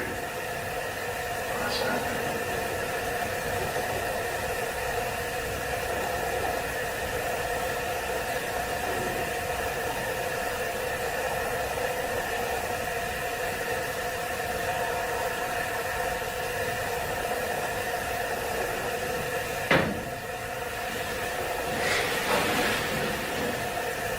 Les réponses suggèrent que certains anciens patients ou résidents du bâtiment pourraient encore y être présents sous une certaine forme. Alors qu'il continue d'explorer les étages supérieurs, Liu jure entendre à plusieurs reprises des pas et des chuchotements dans des pièces qu'il venait juste de vérifier.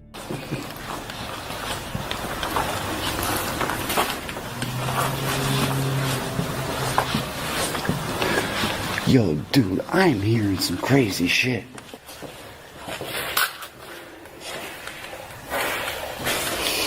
I'm hearing some crazy ass stuff.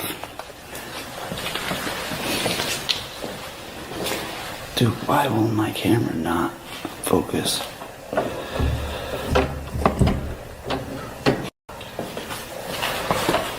Oh, can't see. What do you think's in there?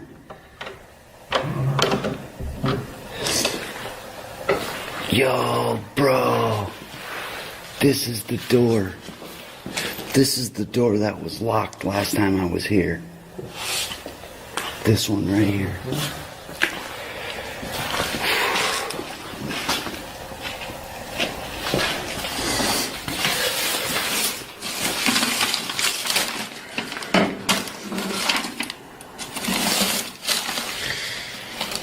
À un moment donné, ils tombent sur une porte qui était verrouillée lors de leur visite précédente, mais qui est maintenant grande ouverte. Cependant, la découverte la plus troublante de toute l'enquête a lieu à l'intérieur d'une salle de bain en ruine. Guys. Oh, I can't see nothing. Why can't I see nothing? There's the blue light. Guys, those look like human freaking teeth. Those are human teeth, dude. Yeah, I mean... Turn the light on. Hold on. Yeah, they got freaking cavities in them. Well, I mean, anything could have a cavity, but dude, those are filled cavities. They look old. Whose teeth are these? I don't know. That's weird. Are you kidding me? That is nasty. Just sitting in the sink. Assis à l'intérieur d'un vieux lavabo, ils découvrent ce qui semble être plusieurs dents humaines, certaines avec des caries et même des plombages métalliques encore intacts. En examinant cette macabre trouvaille, Liu se rend de plus en plus compte qu'il ne s'agit pas de dents animales. La présence de travaux dentaires élimine la plupart des possibilités animales, ne laissant que l'effrayante conclusion qu'il s'agit autrefois de restes humains. Leur équipement continue de dysfonctionner, les batteries se déchargent rapidement, et leur talkies-walkies s'active soudainement tout seul, suggérant une possible interférence, soit d'une force invisible, soit de quelqu'un d'autre dans le bâtiment.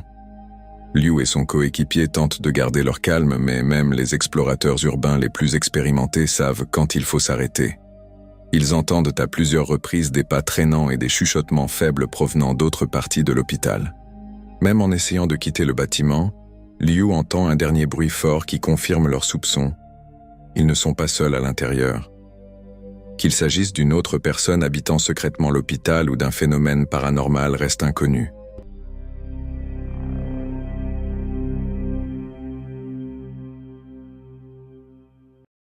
Philly et Killy vivaient sur la route depuis plus de 6 ans, voyageant dans leur van aménagée par leurs soins et découvrant le monde un endroit à la fois.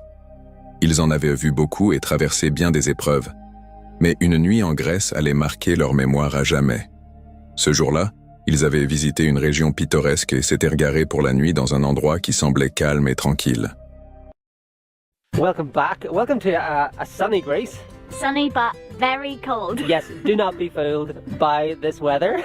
It is extremely cold. But today, guys, we are going to check out a place called Meteora, and it is meant to be the coolest thing to see in Greece. We're going to check that place out. It's meant to be super cool, so I'm excited to hit through it. We parked on the outskirts of it in this boulder field, which is really cool because we could do some climbing. But now it's time to go in. I'm excited to bring you guys along as well because it's not really cool.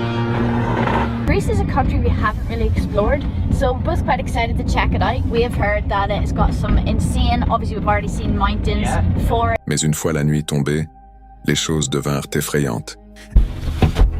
What are you shining your light for? No! You're not police!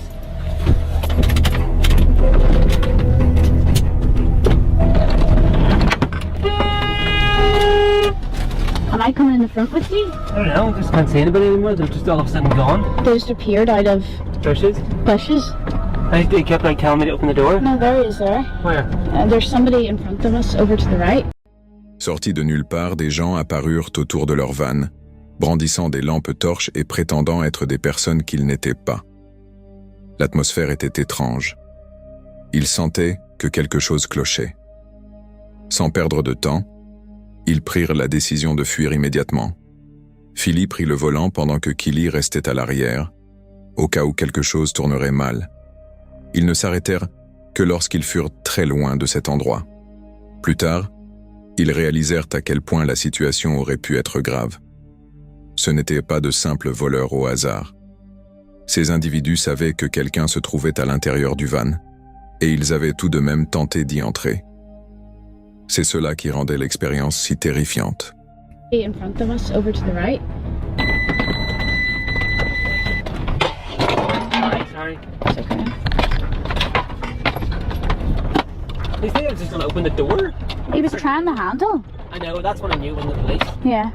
So now, we're just kind of stranded on the side of a road. To give a little context, we'd been looking at park for night in this area. There's some hot springs, like we said, we wanted to come to hot springs. And we had read loads of horror stories on the park for nights. But then we knew other people who'd been here, we messaged and they were like, no, it felt totally safe.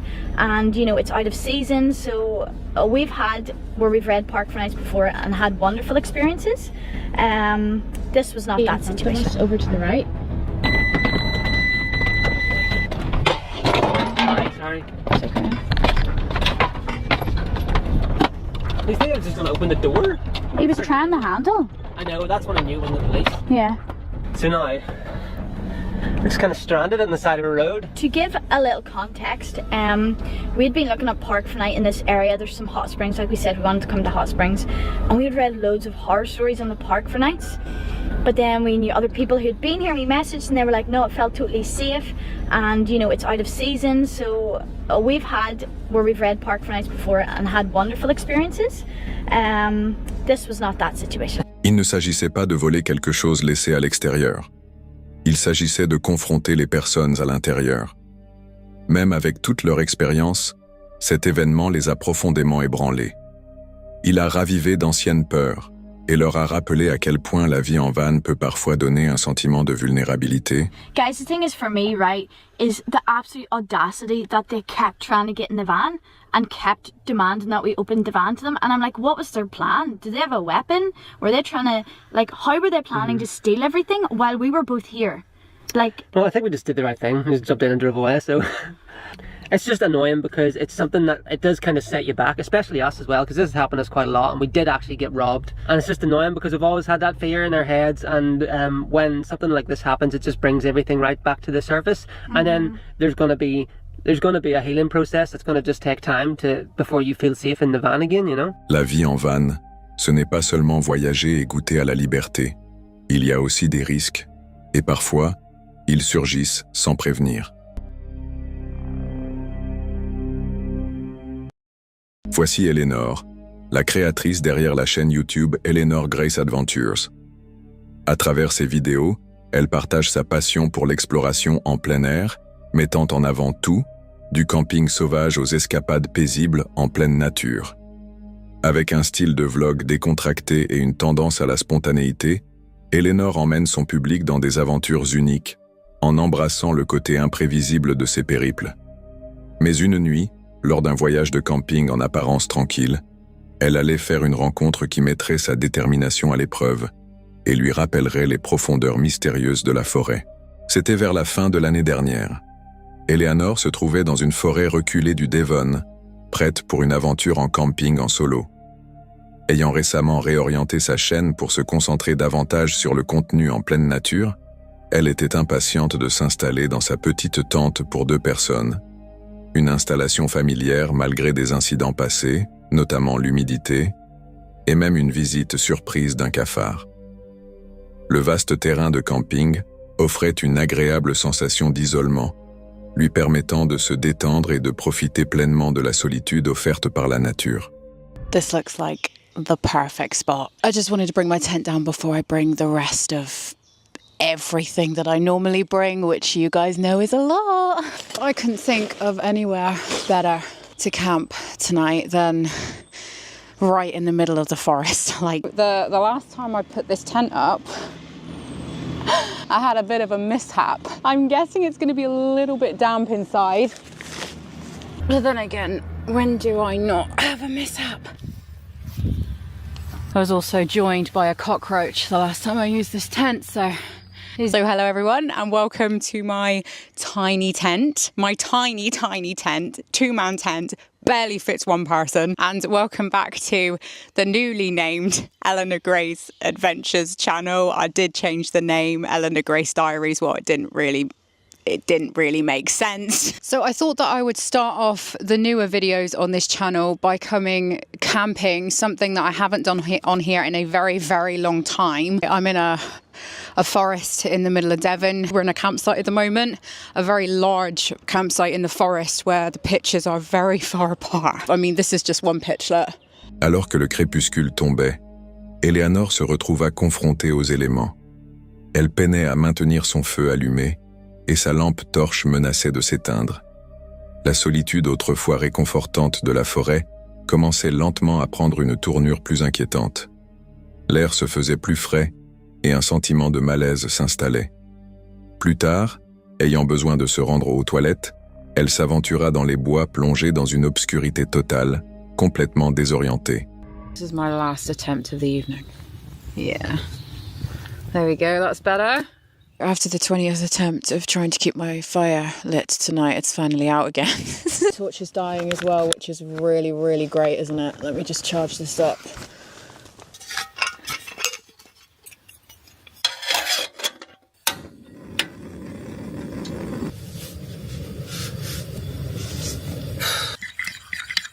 Yeah, trying to find the toilet in the middle of a big forest. It's very dark. Perdue dans l'obscurité, tâtonnant pour trouver son chemin, un bruit soudain et distinct déchira le silence, provoquant en elle une décharge de peur.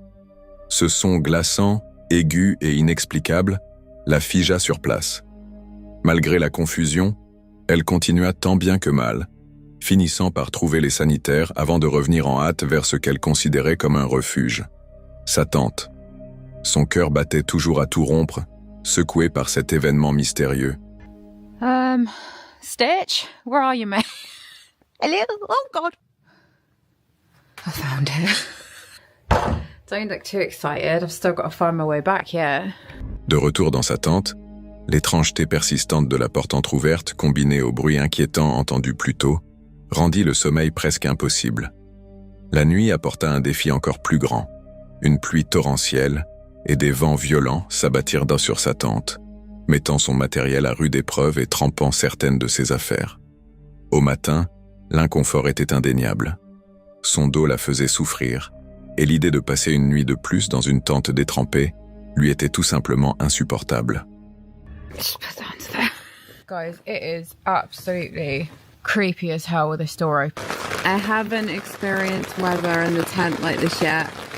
It is hammering tonight, like crazy amount. Okay, oh my god, my equipment inside is getting soaked. I got too curious. I'm awake! If I thought my back wasn't bad already, it's bad. It feels like both this bit here, whatever the hell that is that your rhomboid or whatever, and my shoulder blades and everything is really, really sore. Avec son matériel humide et son corps endolori, Eleanor prit la décision d'abandonner sa tente pour la nuit, préférant le relatif confort de sa voiture. Cette série d'événements inattendus, du bruit mystérieux dans l'obscurité à la tempête implacable, avait transformé une retraite paisible en une nuit d'angoisse et d'épreuves physiques. Qu'est-ce qui avait causé ce son inexplicable dans la forêt sombre? Était-ce un animal, une personne, ou quelque chose de bien plus sinistre tapi dans l'ombre? La véritable nature de ce bruit demeure un mystère glaçant.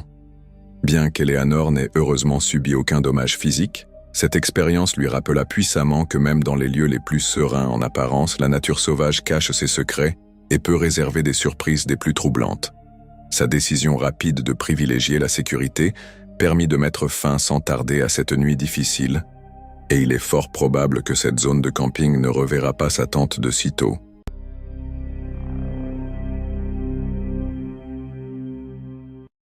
Dans cette vidéo mise en ligne par Ray RLC, une chaîne YouTube connue pour partager des expériences paranormales et inquiétantes vécues dans la réalité, un simple enregistrement nocturne de la faune a tourné au cauchemar.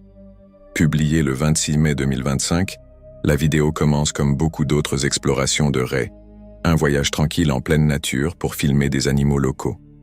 Mais cette fois, ce que sa caméra a capté allait profondément troubler Ray et ses spectateurs. Ray avait choisi un sentier forestier isolé pour cette session d'enregistrement. L'endroit était paisible, apparemment intact par toute activité humaine et marqué de traces fraîches d'animaux, un lieu idéal pour observer la faune. Dans le cadre de sa routine, il a soigneusement installé une caméra de surveillance ainsi qu'un enregistreur audio pour filmer toute la nuit. Found a deer trail. Look where it goes. So I, parked down that way, walked up here. It keeps going on up there. And I want to look up that way of the trail. So, I think the perfect spot would be right here. This good old spot. And just look straight up there. And if any deer come walking by, I'll catch them. So I need to get the trail cam and set it up. And we got her. So here's the trail cam. Got it set up. It's facing over there perfectly. But I've got a nice little treat for you guys. There's the sound recorder. Okay. So I'm going to have the trail cam going. I'm also going to have the sound recorder going. I'm going to listen to the audio first and then the trail cam. Just to see what we hear and then what we see. Because that's kind of the fun. You hear something and then see it later. But this is not going to be motion detected. Because sometimes, especially if it's small, and I've got another issue too, I don't know, it's because the thing is, I have the trail cam directly on the trail. Trail cams do best at like an angle, not like this or like this, at an angle like this. But I have this going straight up. If something's coming right at me, sometimes the trail cam just doesn't want to move for it. It should, but sometimes it doesn't. So in order to not risk that, instead I'm just going to do a time lapse. I think time lapses are more fun anyways. If something changes but doesn't catch a motion sensor, it'll do that too. And that's why I prefer that. So we're going to get this going. I'll get that going. And I'll come pick these up tomorrow morning. Après avoir tout installé, Ray a quitté la forêt avant la tombée de la nuit, ne croisant qu'une seule personne sur le chemin du retour vers sa voiture. La rencontre fut brève et sans incident, mais elle laissa en lui une légère inquiétude. Et si quelqu'un venait à manipuler son matériel pendant la nuit? Le lendemain matin, Ray est retourné sur les lieux pour récupérer son équipement. Oh, I think we're in luck. Nope, didn't get stolen. It's still here. Okay. There's my stuff, still here, waiting for me. In the outer quarter, it looks like it turned off. That's okay, just means the batteries died probably not long ago. So, well, we'll see how much audio we get. It's made so that as soon as the battery dies, or right before the battery dies, it stops the recording, then dies, so you don't get corrupted or lose it. So we'll be okay. We'll see what kind of audio we got, see what kind of video we got. I'm really excited about that. Let's turn these off and take them down. À son grand soulagement, tout semblait être exactement à sa place. L'enregistreur audio s'était arrêté à un moment donné, probablement à cause de piles déchargées, mais rien ne semblait déplacé ou perturbé. N'ayant aucune inquiétude particulière, Ray a rangé son matériel et est rentré chez lui pour examiner les enregistrements. Au début, les images semblèrent banales. Des cerfs, des ratons laveurs et d'autres petits animaux traversant la forêt. Mais ensuite, il est tombé sur un clip en particulier qui l'a figé sur place.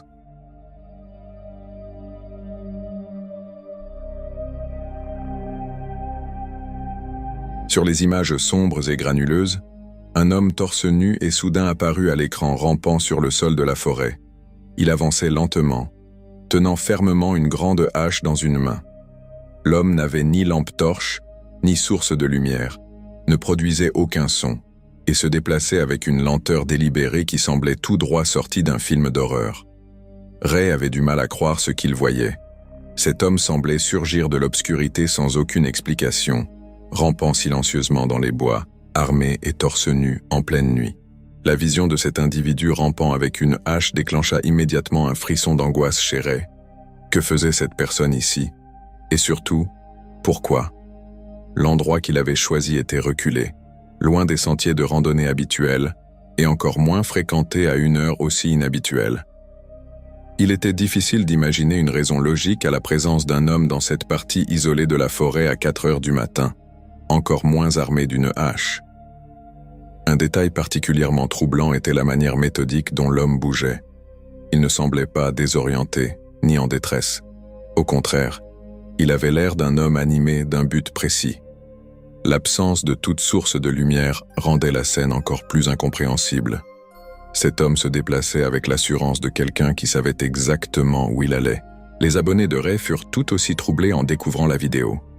Dans les commentaires, certains suggérèrent que l'homme souffrait peut-être de troubles mentaux, se livrant à un comportement étrange, sans raison apparente. D'autres évoquèrent des intentions bien plus sinistres. Peut-être chassait-il quelqu'un, ou quelque chose, à l'abri de l'obscurité. Quelques-uns allèrent jusqu'à penser qu'il s'agissait d'un rituel d'inspiration sectaire, ou d'un acte de prédation. Mais ce qui glaça le plus Ray, et beaucoup de ses spectateurs, fut de réaliser qu'il aurait très bien pu se trouver là au moment des faits, s'il avait décidé de camper sur place, ou si son timing avait été légèrement différent. En fin de compte, Ray se sentit profondément soulagé de ne pas avoir été présent lorsque cet événement mystérieux s'est produit.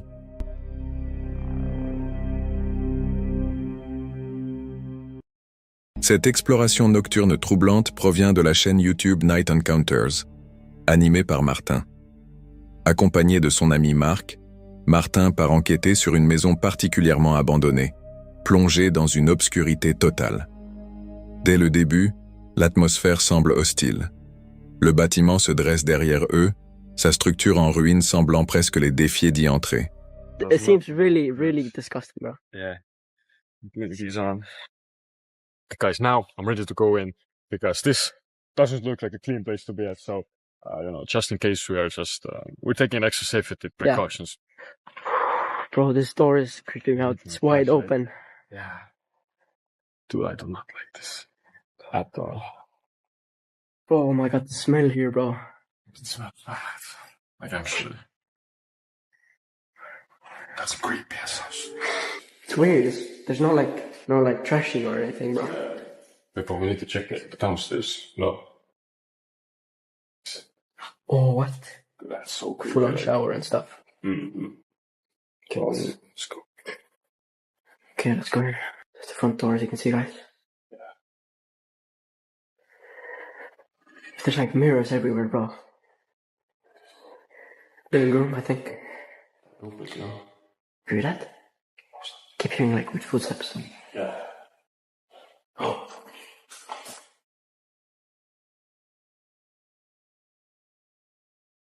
Martin enfile des gants avant d'entrer, soulignant à quel point l'endroit semble sale et insalubre. Avant même de mettre un pied à l'intérieur, le grincement de la porte d'entrée, grande ouverte, instaure une atmosphère inquiétante. Une fois à l'intérieur, une forte odeur nauséabonde emplit immédiatement l'air. Les deux enquêteurs commencent à se sentir mal à l'aise, comme s'ils étaient observés, mais ils choisissent d'ignorer cette sensation et poursuivent leur inspection du rez-de-chaussée. En passant d'une pièce à l'autre, le silence n'est rompu que par le bruit de leurs propres pas et quelques sons discrets venant de l'intérieur de la maison. Le rez-de-chaussée est étrangement propre. Pas de détritus, aucun signe de vandalisme, et de nombreuses pièces semblent intactes, ce qui ne fait qu'accentuer l'étrangeté des lieux. Ils découvrent une salle de bain complète, des miroirs qui semblent refléter plus que leurs simples images, et un salon figé dans le temps. Le calme vide est déjà troublant en soi, mais ce sont les petits bruits inexplicables qui maintiennent Martin et Marc en alerte. Ils poursuivent leur exploration, mais n'arrivent pas à se débarrasser de l'impression grandissante qu'ils ne sont pas seuls. Des bruits de pas légers résonnent au-dessus d'eux, et la décision de monter à l'étage devient un véritable dilemme.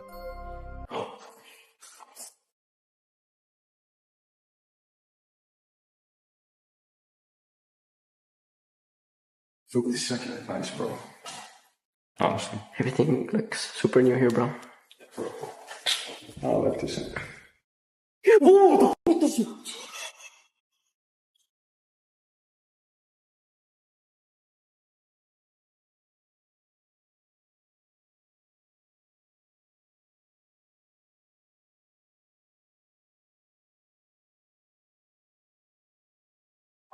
Let's go. I'm shaking right now, bro.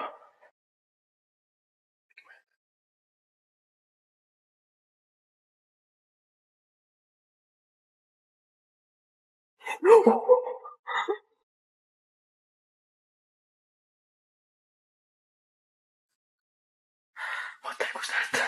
There's the door. Let's go, let's go, let's go. Wait, where? There's someone upstairs, bro. The footsteps. Hello?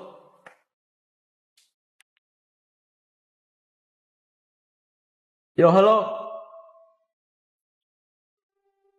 Is that the window? Could be the window.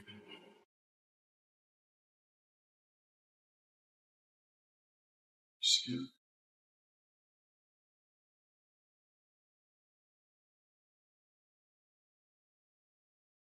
Hello?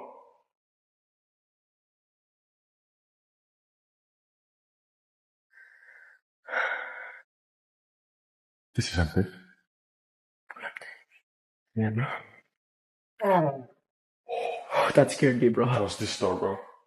100%. This door? Martin hésite visiblement, admettant qu'il tremble de nervosité, mais ils finissent tout de même par monter les escaliers, espérant découvrir l'origine des perturbations. Une fois à l'étage, leur anxiété monte en flèche, des bruits de pas lourds, des sons soudains, et une sensation oppressante de présence dérange profondément les deux explorateurs. À un moment donné, une porte grince brusquement et se referme près d'eux, provoquant une vague de panique. Ils tentent de localiser l'origine du bruit, éclairant les recoins sombres du couloir mais ne trouvent personne. Un miroir attire leur attention dans l'une des pièces, reflétant leur visage tendu et l'obscurité derrière eux. L'atmosphère devient de plus en plus pesante. Une autre porte se ferme violemment, cette fois avec une telle force qu'il devient évident que quelque chose, ou quelqu'un, se déplace dans la maison. Ils ouvrent la porte pour inspecter, mais ne découvrent rien à l'intérieur. La maison ne livre aucune réponse. La présence qu'ils ressentent reste insaisissable, mais impossible à nier. Martin et Marc conviennent que quelque chose cloche, et ils décident de ne pas tenter le diable davantage. Les deux enquêteurs admettent qu'ils ne comprennent pas totalement ce qui s'est passé cette nuit-là, mais une chose est sûre, ils n'y remettront jamais les pieds. Malgré l'absence de preuves formelles, les bruits étranges, les portes qui bougent sans explication et l'ambiance oppressante les ont convaincus que cette maison abandonnée n'est pas vide. Leur dernier passage dans les lieux ne révèle rien d'anormal, et pourtant, le malaise persiste. Martin jette un dernier regard autour de la maison alors que la vidéo touche à sa fin. La caméra balaye les pièces vides, chacune semblant innocente en apparence, mais chargée de la tension des événements de la nuit. Quoi que ce soit qui ait manifesté sa présence, cela ne s'est jamais pleinement dévoilé. La vidéo se termine alors que Martin et Marc quittent précipitamment les lieux. Leur langage corporel en dit long. Ils sont pressés de partir, visiblement troublés, et plus que disposés à abandonner l'enquête. Cette rencontre n'a peut-être pas offert de preuves visuelles directes ni de contact physique, mais les sensations de terreur, les sons inexpliqués et les mouvements inquiétants vécus dans cette maison abandonnée ont laissé une empreinte durable. Dans les montagnes de Tupangato, à Mendoza, en Argentine, une vidéo partagée par Sudodano News a capturé ce qui avait commencé comme une aventure palpitante. Deux touristes américains profitaient d'un vol en hélicoptère, survolant les sommets pittoresques sous un ciel dégagé, avec des vues à couper le souffle tout autour. Mais les choses ont rapidement pris une tournure dangereuse. En plein vol, l'hélicoptère a commencé à trembler. Le pilote a senti que quelque chose n'allait pas. Un bruit étrange s'est fait entendre, suivi de nouvelles turbulences.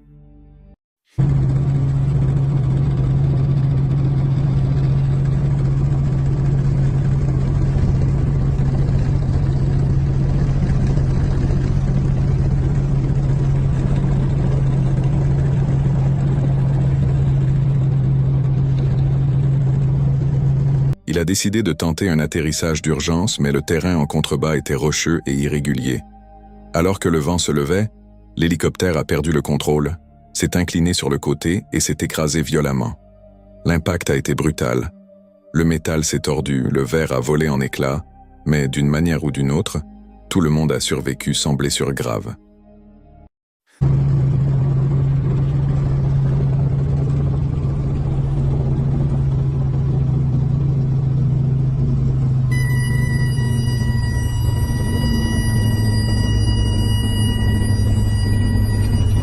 Cela à lui seul aurait suffi à rendre cette histoire inoubliable.